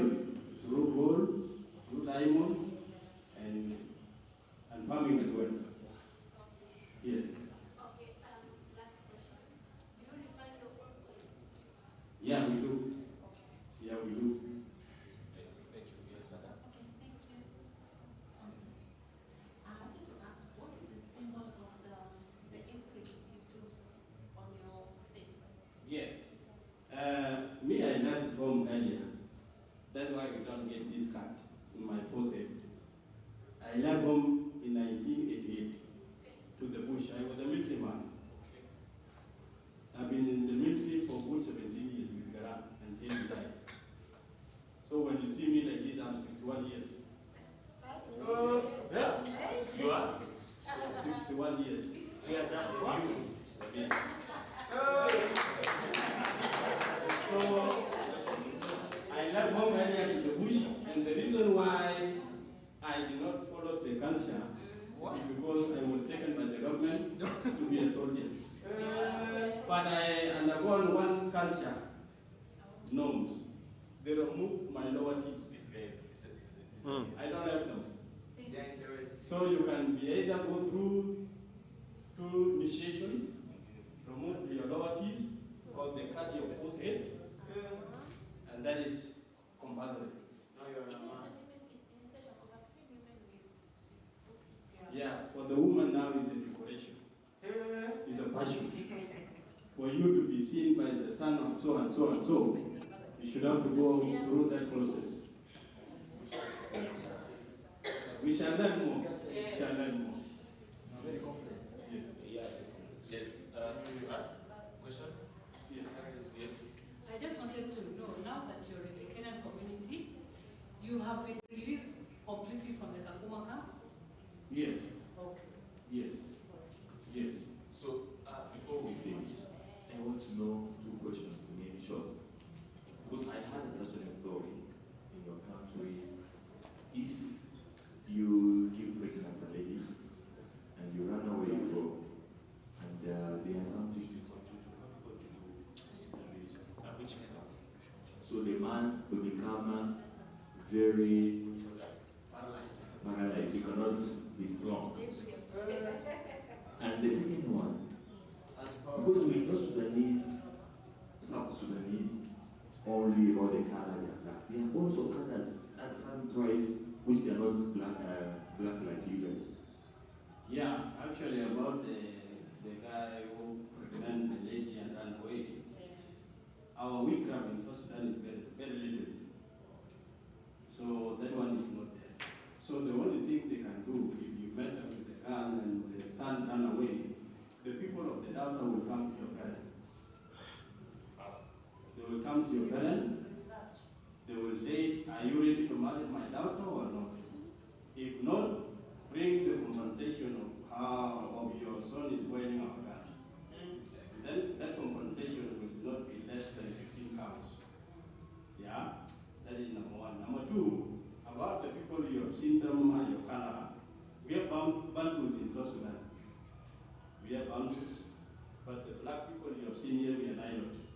We are the very people who keep this amount of cows. We are Rose, we are Kalenjin, we are Masai, we are Kalenjin, and so many of them back in South Sudan. So Rose came from us. Even this Kalenjin came from us. So we are covered. When they speak. Yes, we are covered. So you are the brothers. Yes. Yes. Yes. Thank you very much. Can you clap for him? So we'll go with the Burundi, please, very fast. After Burundi, Kenya. Because Kenya is a member of America, USA. Yes, yes. After Burundi, USA, and then we go Kenya. Hello guys. I'm sure I started earlier. I hope you guys still remember. Yeah. So, the culture of Burundi. First of all, it has a surface area of 27,834 square meters and with a population of 13.5 million. And our culture is more of drums and dances, as I showed you guys earlier, right? And in our tradition, we love eating, especially when we have guests. And we eat a lot of bananas, matoke, and even make the traditional beer out of bananas. The traditional foods such as maize, beans, especially it's called the red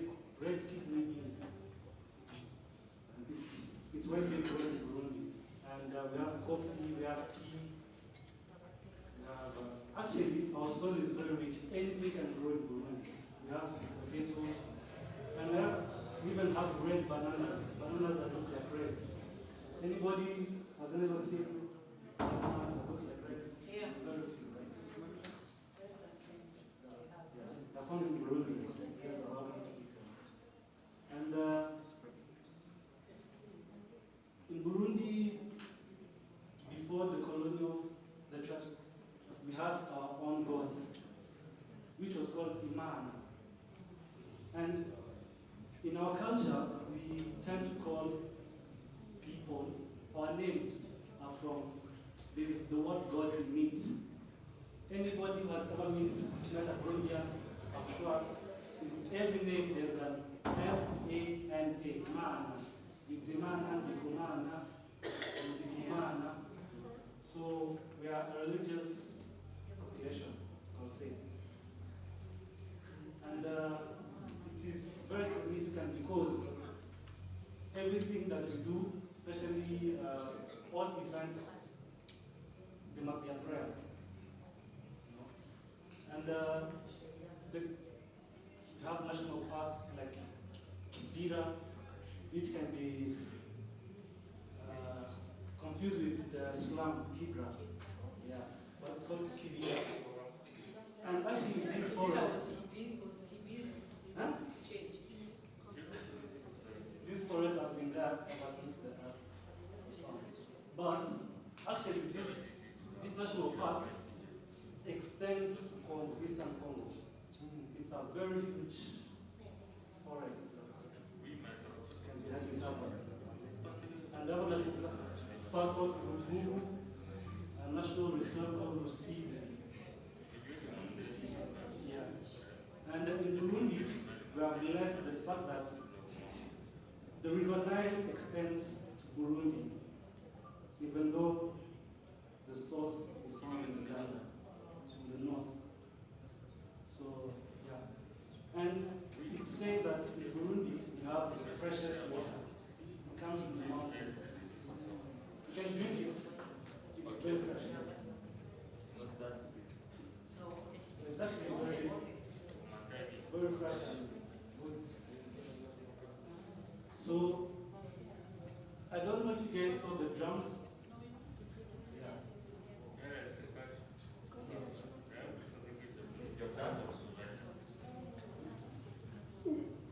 It's going to play a short video of our culture, drums, and dances. We can start with this for girls.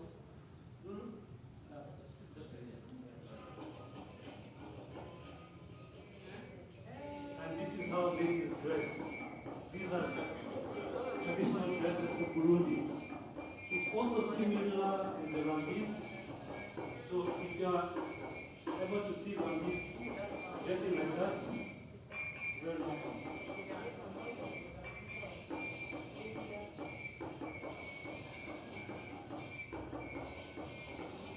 And of course, we love drums.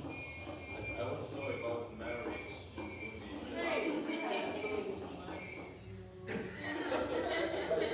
We have a young man. We are trying to exchange program in terms of marriage, by the way. Kenyan can fund that. In terms of marriage, you should actually bring, it depends on the girl, how educated she is, how much she is. If she's not that educated, you should give her less cows to the parents, of course. Probably between 10 to 15, and if she's educated and well taken care of, should give more than 20 and above. Yes. Yes. Okay, of course, that was more of it was regulated, but right now it depends on the negotiation between parents. Yeah. But that's more of a standard. That's a standard ways of paying. But if you can actually agree with the parents, because right now everything is being modernized, unfortunately. So yeah.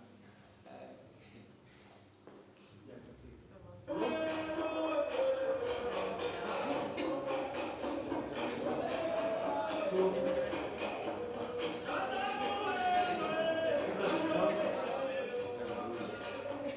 That's a whole log. yeah, those drums are heavy, guys.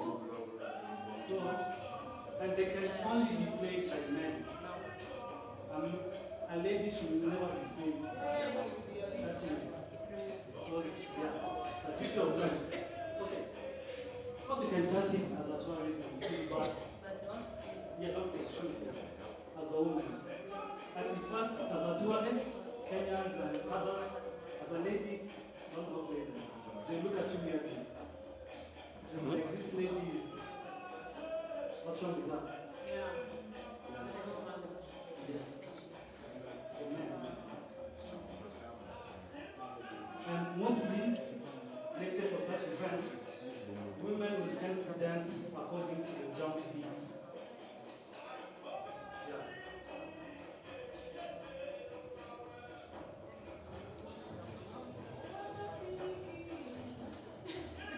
But let's say, since this is a short setup, usually have around like 15 drums, like in a semicircle, with one big drum in the middle, with a leader who will coordinate, and they change after a song. One will go behind, and one will come in front and do. They'll play like 5 songs to the drums. And yeah, it's a big key to our culture, the drums. Thank you. Okay. So, thank you very much to learn your culture. It's a nice one. So we go with America with Dr. Ian. I want to share some things about America. I know Americans, they are cash people. So let's see.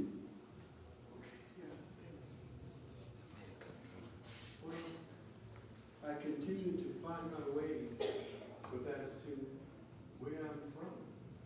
I guess because of my height, I could be partly Sudanese. No, even the Luas and Luos are tall. The Luos are tall also, yeah. That's what I'm trying to do. But anyway, Come to my village, you may just yeah, as I mentioned earlier today, Black Americans lost pretty much a lot of their culture and mixed people up, so we lost the language, and then, but of course we survived. So Black people survived just about anywhere on this earth. And we're predominantly in the South and in the east part of the United States. There are about 40 million Black Americans, 40 million. So in essence, we make up maybe like an average country here in Africa. And that totals to about 12 to 14% of the general population. We average at about $48,000 US per year. And Black Americans annually make combined about 1.6 trillion US dollars. So we do have a big income, and I think we need to, I think I can tap that resource.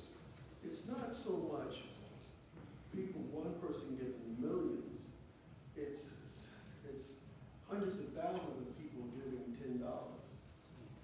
That makes a big difference, and that's with the presidential election as well. People look for grassroots people to support, and you end up with a small amount, but if hundreds of millions of people are giving small amounts, it adds up considerably.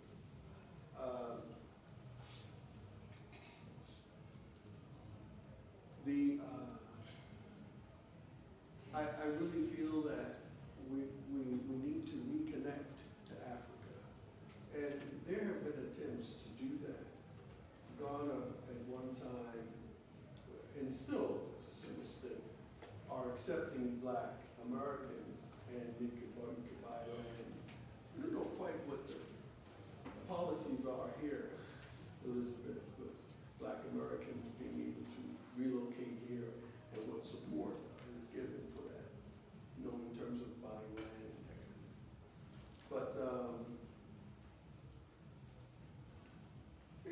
much that's about it.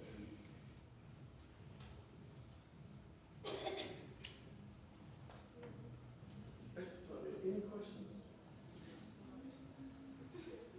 Yes. You've done? Yeah. I thought we can see some pictures, maybe. I think USA is a United of States, the many states, Yeah. which we have people from Africa. Yes. Some are from Europe. Yes. Asia. Some are from the Caribbean. So, but one, I want to know which, let's say, I don't say tribe because you guys don't have tribes, which representative in different countries, like black people, there are many than like white people there. Well, we make up about 12 to 14% of the general population. So there's an overwhelmingly larger population of white people. That's why white supremacy was so tough for us, and it was difficult to survive. And every time we would make inroads in being able to improve our economy, the Jim Crow laws were put in place, and then our cities were burned, and we had to start all over. Okay, I want to know before we give the letter, why, I don't know, is it the culture for American people, like criminology is too much in America? Because you go to the side of Texas, California, we have to have many, or Florida, people like, even a young boy of over 17 years have gun, he can shoot people. So why, is it a culture or something's brought? Well, in America, there is a culture of always having a gun to protect yourself. And that's always been. If a kid can have a gun. Well, some have them illegally. Because we had a story, a kid, a young boy shooted a man who was disturbing a man. Yeah, there are gangs. There are gangs that exist. There's what I call a subculture. So you do have gangs and young men and women who survive and do well in a subculture, meaning, it's a lot of crime, a lot of crime, black on black crime. Yeah, inner cities, blacks are hurting each other. That's reality. So it's one of those accepted ways of life. Not anything to be proud about, but it's reality. And that is very hard to have kids there because it will change the mind. Yeah. Yeah. But if there are certain pockets of cities that you could live and be comfortable in. What happens is white crime is not anything that you spend many years in jail for. But if you were caught with a small amount of cocaine, recently marijuana is now legal in most states. But at one point, when you were involved in selling drugs, you spend many, many years in jail. I have interacted a bit with the African Americans, and some of them came here and started organizations, and I worked with them. Yeah. I was able to learn a few things about their community. And one thing I got to know is there are some states where we have more blacks than whites, which, like Philadelphia, Pennsylvania, and we find, like in Delaware, I found out there was a group of youth or community that started living like Africa. They get to study what goes on in Africa and they adopt that. So we have a group of youth that started up a youth organization, and they named it Umoja, which means we are united as Africans. And then there is one which started a group in New York, which was called Mau Mau, dubbing what the Mau Maus in Kenya did. But where the guns and the crime starts, it starts with the Ku Klux Klan, which was more of white. And they started because they had a mission of killing the blacks. Now that is what now made the black boys' children start becoming rebellious. That is where they started. Now the killers will kill. And you know, in America we also have places that are like slums, which they are not really slums like here, but they are called ghettos. In the ghettos, lifestyle is down, so they end up coming up with those criminals, just the way like it is in Malawi. You can just not walk. So it's like Malawi, yeah. Well, during the civil rights Yes, movement, yeah. which was in the 60s, Yes. you had two prominent leaders. You had Malcolm X. Yes, Malcolm X. And you had Martin Luther King. Yes, yeah. So populations either pivoted more towards one or the other. Yeah. And of course, Malcolm X was like, let's take up guns and let's make things right using guns. Yeah.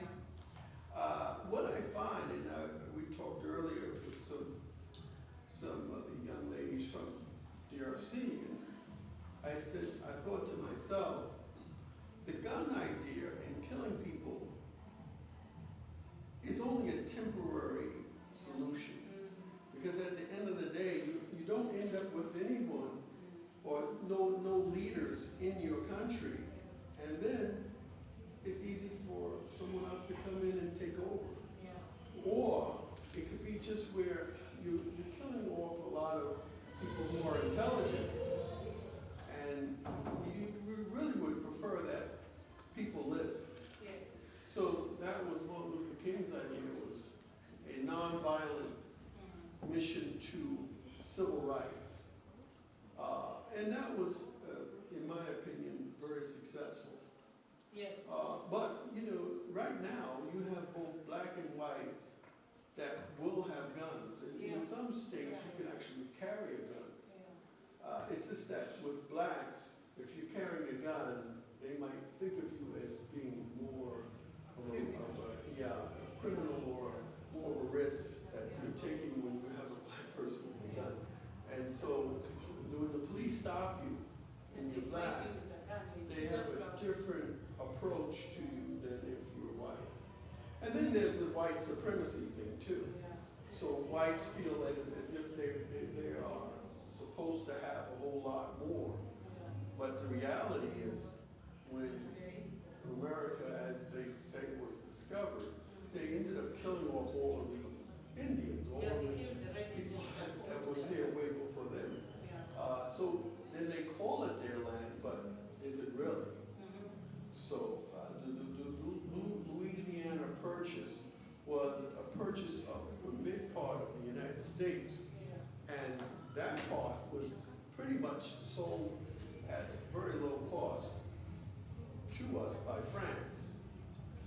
So the French, the English, and the Italians, and most of the Europeans, as you know, pretty much stick together, and they kind of rule the world in so many ways. And they view people of color, as you well know, as being inferior. I have two questions. The first one, we are used to see in some movies from the United States that young people who have made some good studies is rejected by the rest of the community. What is the real situation? And the second one is, inside the black community in the United States, what are the customs and habits can we consider as coming from the African culture? Well, you know, we excelled in music, dance, we excelled in the creativity, and that's why we made a lot of inventions, some of which were stolen from us by whites, who claimed that they invented whatever they did. But most of the music that has been produced in the United States was derived out of the black culture. So blacks have contributed primarily with their backs, you know, slaves free labor, and free labor for hundreds of years. So we built Washington, D.C., all of the White House, the Capitol was all built. And Washington, D.C. itself was built by slaves. So we gave a lot, and not that we wanted to, obviously, we were slaves. We weren't even actually considered human. We were considered property and not human beings. So it was the worst kind of slavery that you can imagine. And it didn't happen that long ago. They would hang black men for any crazy kind of reason. And that was even up until, well, there was a hanging fairly recent one, maybe like 20 years ago. But you're treated differently. Discrimination. You're treated very different if you're black than if you're white. Yes, it's just reality. You have to work twice as hard, 3 times as hard to get to the same level of income and everything else when it comes to a black person versus a white person with the same education. Yeah. So it's a bit of a split job. I think mine is just a simple question, just to get your opinion. Do you think America controls the world? And second, from your own opinion, how do you think most of the people in America, how do they view Africa in general? Like from what they see, how do they view Africa? Well, it's the miseducation of the Negro. One of the famous writers, and I forget his name, but wrote this in the 30s, how we were misinformed about ourselves as a people, and misinformed about how much we have contributed to America. A lot of us, when we become very educated, we forget where we came from. And that's another issue. And they want to make themselves separate from where they once came from. And that's a bit of a problem. So there's a lack of unity that is hurting us as a people. We're not as united as we need to be. And for that reason, we continue to suffer. It's a part of the slavery. I mean, the thing is, when you have this mentality for hundreds of years, you can see where a person now being born black doesn't have the best feeling about themselves. And then that automatically puts us behind the 8 ball. That automatically gives us a problem. So it's a matter of making sure that we want to be able to support ourselves and think the best of ourselves and get the best education, and don't let anyone tell you that you're not good enough, or that because of your skin color you're inferior. So the white supremacy was just that. And it's in Europe. I somehow find it amazing that Africans can go and live in Europe, because these are the same people that colonized us. So why not stay in Africa? But people leave Africa because of poverty, and they're trying to find a way. That's why we're here today, because we need to find ways to support each other and build our people and our continent. My question is, I know in the United States of America we have 54 states. How many states are occupied by Negroes?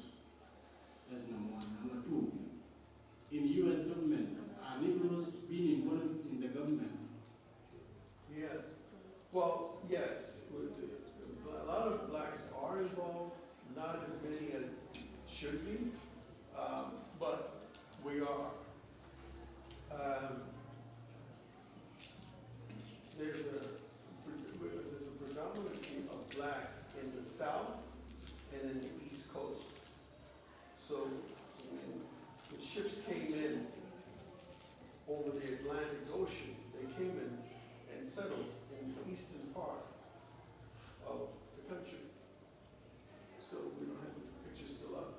but the whole eastern side is where you'll find blacks from the north all the way to the south.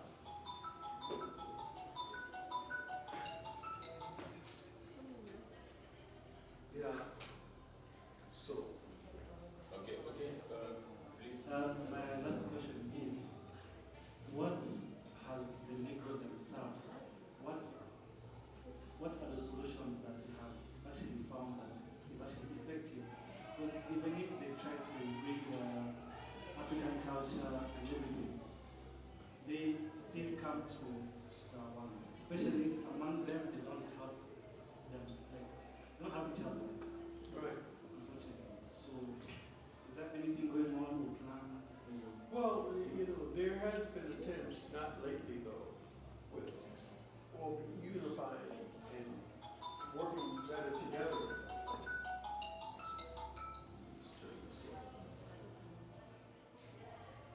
Yeah, so, no, that continues to be a problem for us. And that's why it's because we lack a sense of being. I believe we need to connect to Africa so that we will be able to realize how beautiful we are and how much more of a people that we do have outside of the United States. If we could see ourselves as all being one, no matter where we live, then we would do so much better as a people. But because I'm from the Caribbean, and the next person is from the States, and the next person is from what other country in Africa, or wherever, it's separated. The separation keeps us divided, basically.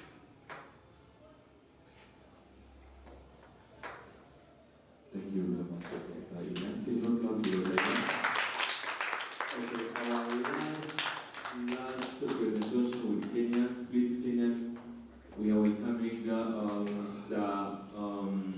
Shelton. Can you clap for doing that? Yeah, so because of time, I'll just read through the presentation, then you have any questions.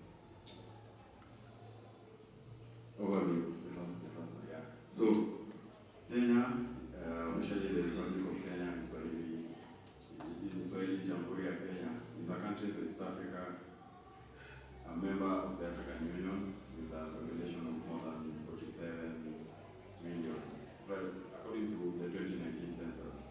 Right now is even more.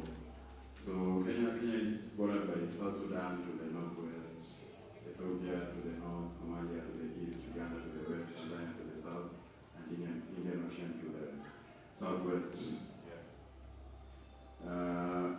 Kenya is also a member of the East African Community Trade Bloc. The East African Community is an intergovernmental organization composed of 8 countries in East Africa.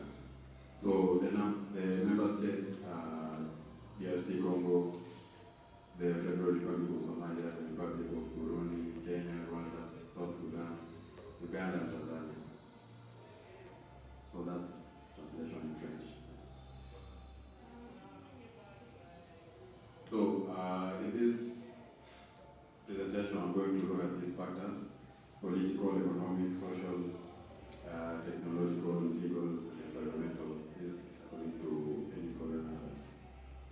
So Kenya has a relatively stable political environment, but there have been occasional instances of political unrest, particularly around election period.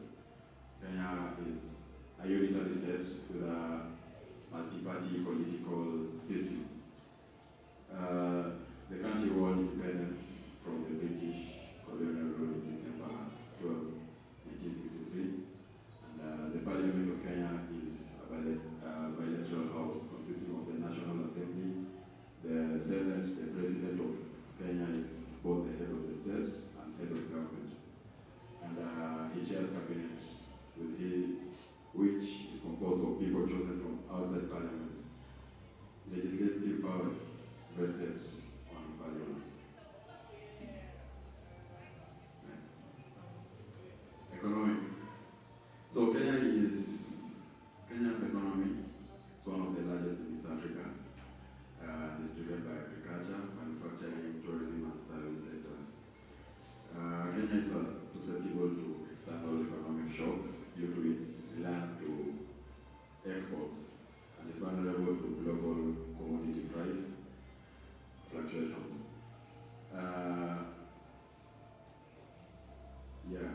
exposure to climate change impacts. Kenya has experienced continued growth in GDP over the last few years, supported by ongoing public infrastructure projects, strong public and private sector investment, and appropriate economic and fiscal policies, reflecting the broad base of the diversified nature of the Kenyan economy. So Kenya is also a regional transportation hub and financial hub.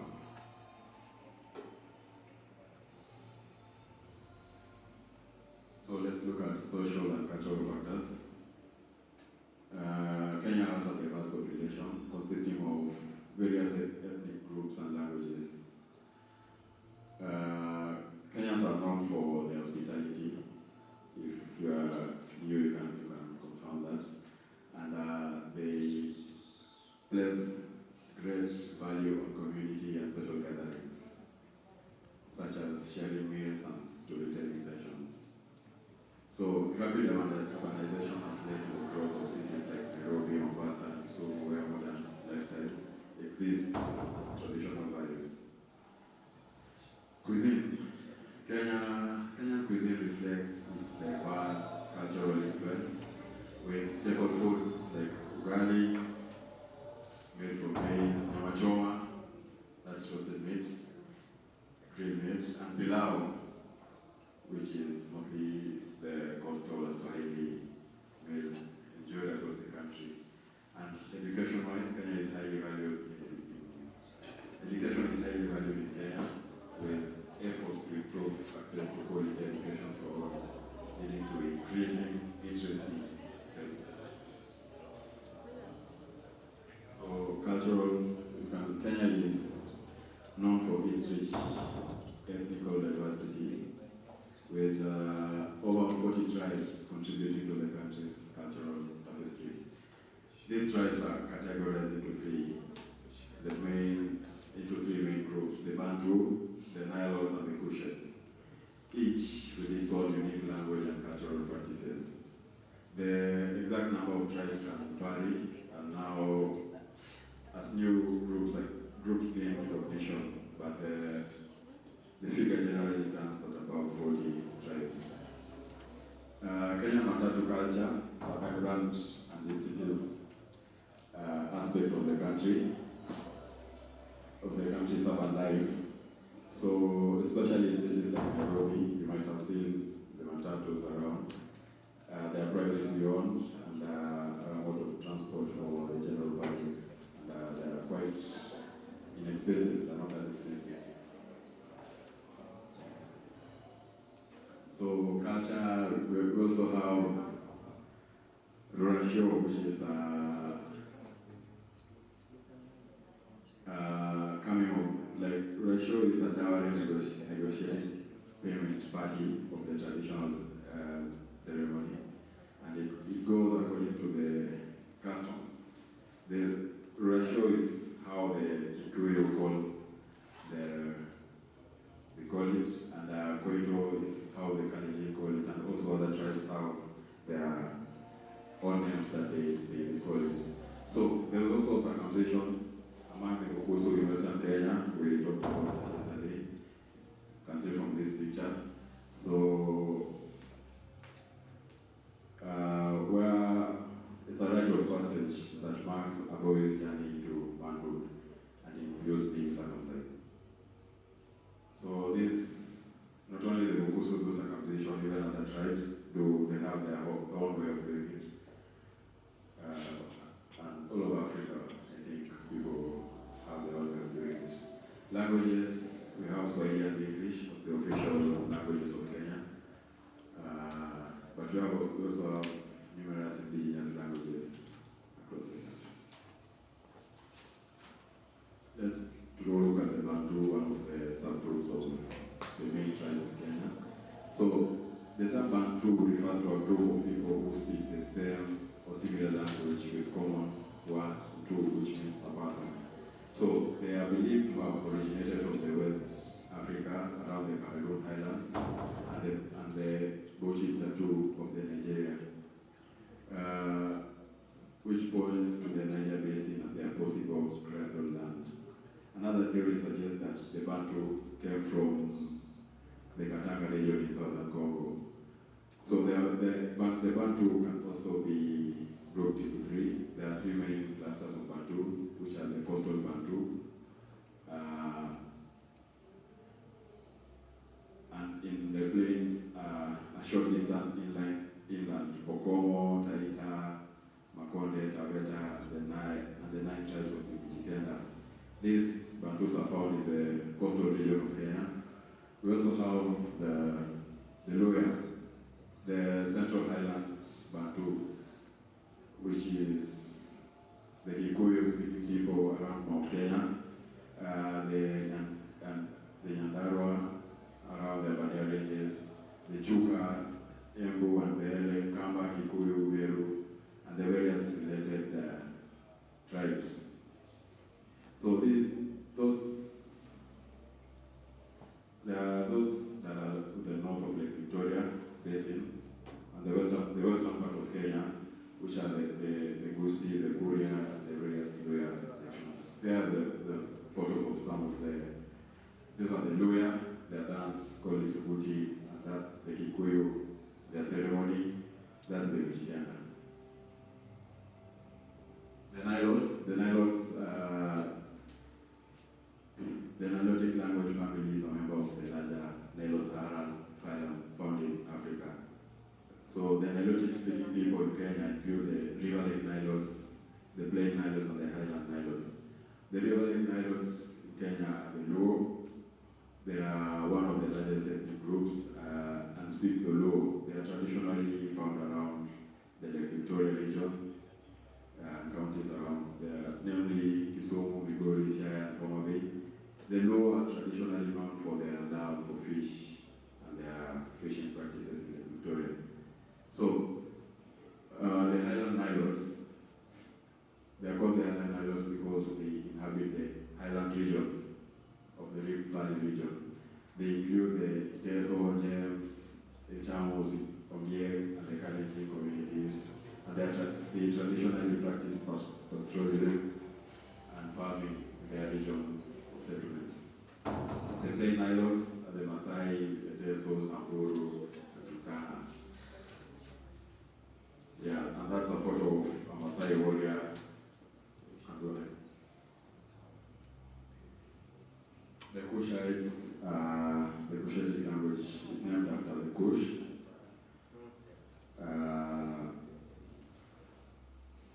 And a grandson of Noah in the Bible, and are spoken in Ethiopia, Somalia, and Sudan, Kenya, and Tanzania.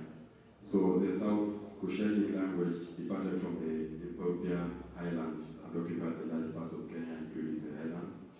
The southern speakers, Yaku and Galo, also known as Sanye or Wata, were progressively displaced and absorbed by becoming Nilotic and Bantu groups until they wound up in Tanzania as a consequence of their movement.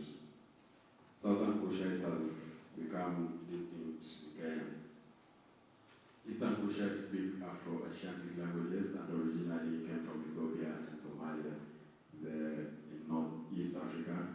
The Kushitic people traditionally live in the arid and semi-arid eastern and northeast part of Kenya, and they reside along a very large area of land that runs from the east of Lake Turkana stretching to the north of Kenya. Next. So let's speak about Swahili. Swahili is, the core Swahili originated from in Bantu languages of the coastal of Kenya and East Africa. Much of Swahili's Bantu vocabulary has cognate of in the Pokomo, Taita, and Mijikenda languages, and to a lesser extent, other East African Bantu languages. Other languages also have a contribution, a small contribution of about 16 to 20%, the Arabic, the Persian, the Hindustani, the Portuguese, and the Malay. So in Kenya, Swahili has been the national language since 1965.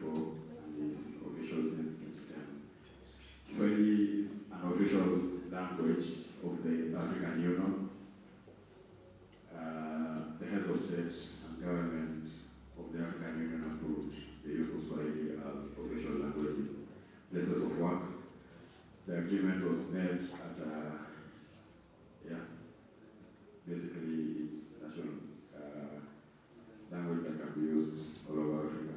So Swahili is spoken by a lot of people and has gained influence around the world. Technological factors. Kenya has seen a surge in tech startups across various sectors, including fintech, e-commerce, health tech, agri-tech, and edu-tech. And it attracts both local and international investment. So mobile penetration in Kenya has leads the way in mobile.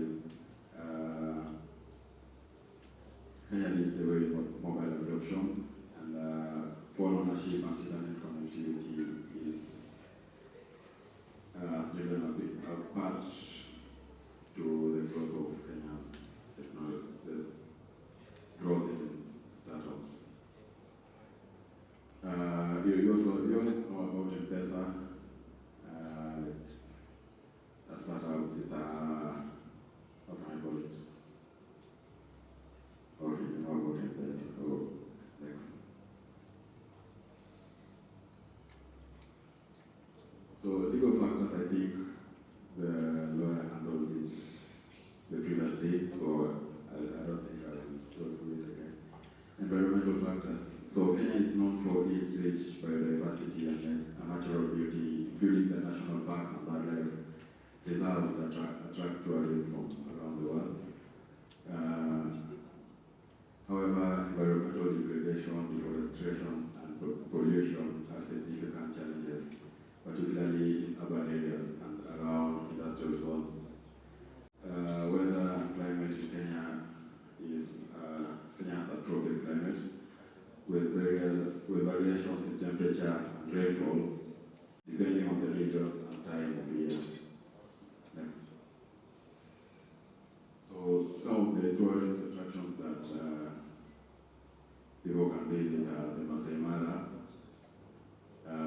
which extends to Tanzania also, to what is called Serengeti in Tanzania.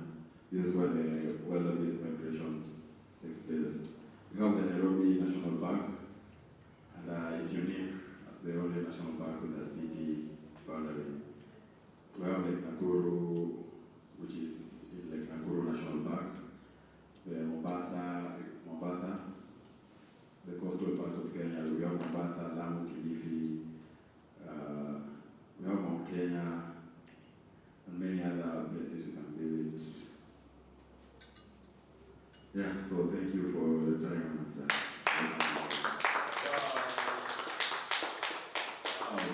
The biggest country, I have one question to ask you. Okay.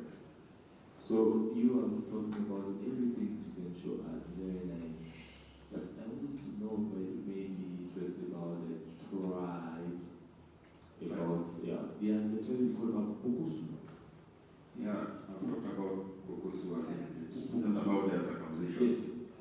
What they are mentioning here in Kenya about the tribes, also they like to talk about 5 tribes which has been known here. Like Kikuyus, Luya, Luo, Kalenji, Kamba. That's the tribe of them. Okay. Why are tribes, they are not representing, like, showing others into true culture I'm talking about in Kenya? Like, only 5 tribes they are dominating about the culture. I say the tribe which has been showing here in Kenya. I say Kikuyu, Luya, Luo, Kalenji, Kamba, I can add also Maasai. So why others, because we have 45 tribes, right? Why others they are not seen in Kenya? Because if you talk like as a foreigners in Kenya, I will tell you about Maasai, I will tell you about Kikuyu, about Luo. So why the government they don't have that policy to also to promote other tribes in terms of 5 or 6 one that I've said? Okay, I think the Maasai stands out because of their how they dress and their culture. So many people know it because it just stands out. And the other tribes, the Kikuyu, the Luya, and the rest, I think they dominate because their population is larger than the others.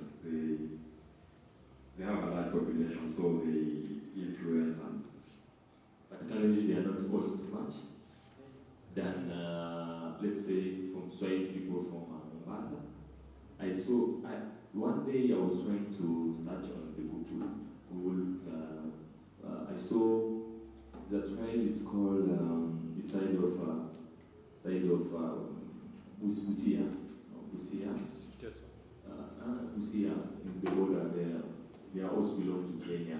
And I was shocked when they say they are also tribe here in Kenya. Even Somalia.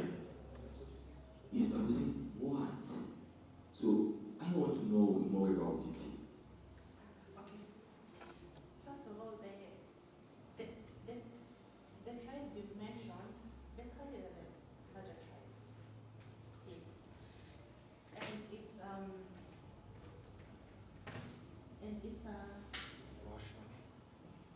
And it's more, it leans toward a political factor, yeah? But I don't want to get into that, but Kenya has basically promotes all the cultures of all the tribes. Maasai stands out. The ones we're talking about because they are larger tribes. And they're more popularized, especially during the political environment. That's why maybe you hear about them so much. But the Maasai culture stands out because they've been able to preserve their traditional, their way of life throughout the way they dress. Because you find like most of the cultures in Kenya, their traditional clothes, okay, we don't put on traditional clothes. Yes. It's kind of, it's been watered down by the westernization. So the people who actually preserve their tradition are the Maasais, their rituals and everything. They did not embrace the Western culture into their way of living. So you find even right now, as we speak today, we have the Morans. Some of them still go into the forest. You have to fight with the lion. They kill lions with their bare hands. They live in the forest for 30 days or for almost a month without seeing anyone, without seeing their family. That is part of their initiation.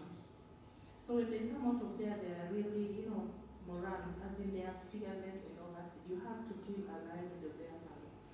But again, that tradition is slowly fading away because now most of them are also embracing education.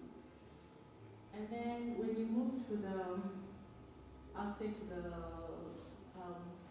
coastal part of Kenya, we have preserved the tradition. Okay, it's more of the heritage factor, because that's where the slavery took place and all that. So our heritage, most of the heritage factor in the coastal region, and I think even in Western, there's something, I've forgotten the mountain, there's a mountain also in Western, there's a forest, the Kakamega forest. Those are part of our culture which have been preserved. So when you talk about... No, it's there, it's being seen. It's just the people focus so much on the five, they popularize the five tribes because they're the larger, in terms of population, they're the biggest. Yeah. But the other tribes are also big. So, I want to know before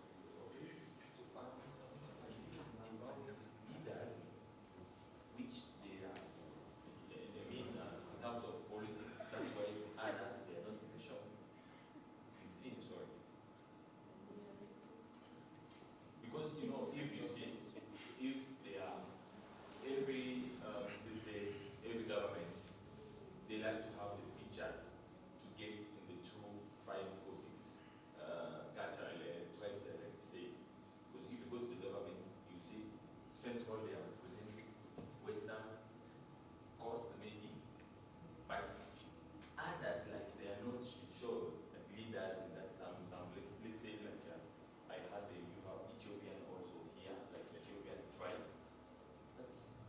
which they are not in the government, in which they are not in seeing the tribe and their culture. Okay, Brian is looking to answer you. I think maybe to that, you know, in Kenya, I can say like there are, let's say that there are like those 6 major tribes. But now you find, if you say someone is Kalenjin, you find that in Kalenjin, there are those other sub-tribes. You can find someone is maybe is a Turkana, is a Marakwet, is a Keio, is a, maybe if he comes from the coast, maybe is a Mijikenda, is a...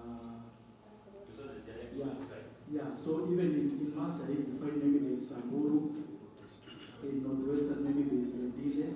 So like when we talk about, even when we talk about Luya, maybe there is Usu. So there are those other small sub-tribes. But now, in general, that's why we talk about maybe Kamba, Kalenjin, Luya, Masai. But now, behind that, is when you find someone who's going to describe to you, like, okay, I'm a Kalenjin, but I'm a Marakwet. You understand? Or maybe someone will tell you, okay, I'm from Northwestern, but I'm a Rendile. I'm from Northwestern, but I'm a yes, exactly. But why you can say 45? That is okay, that's how it is. Actually, right now it's 46 because Ido was recognized as a tribe.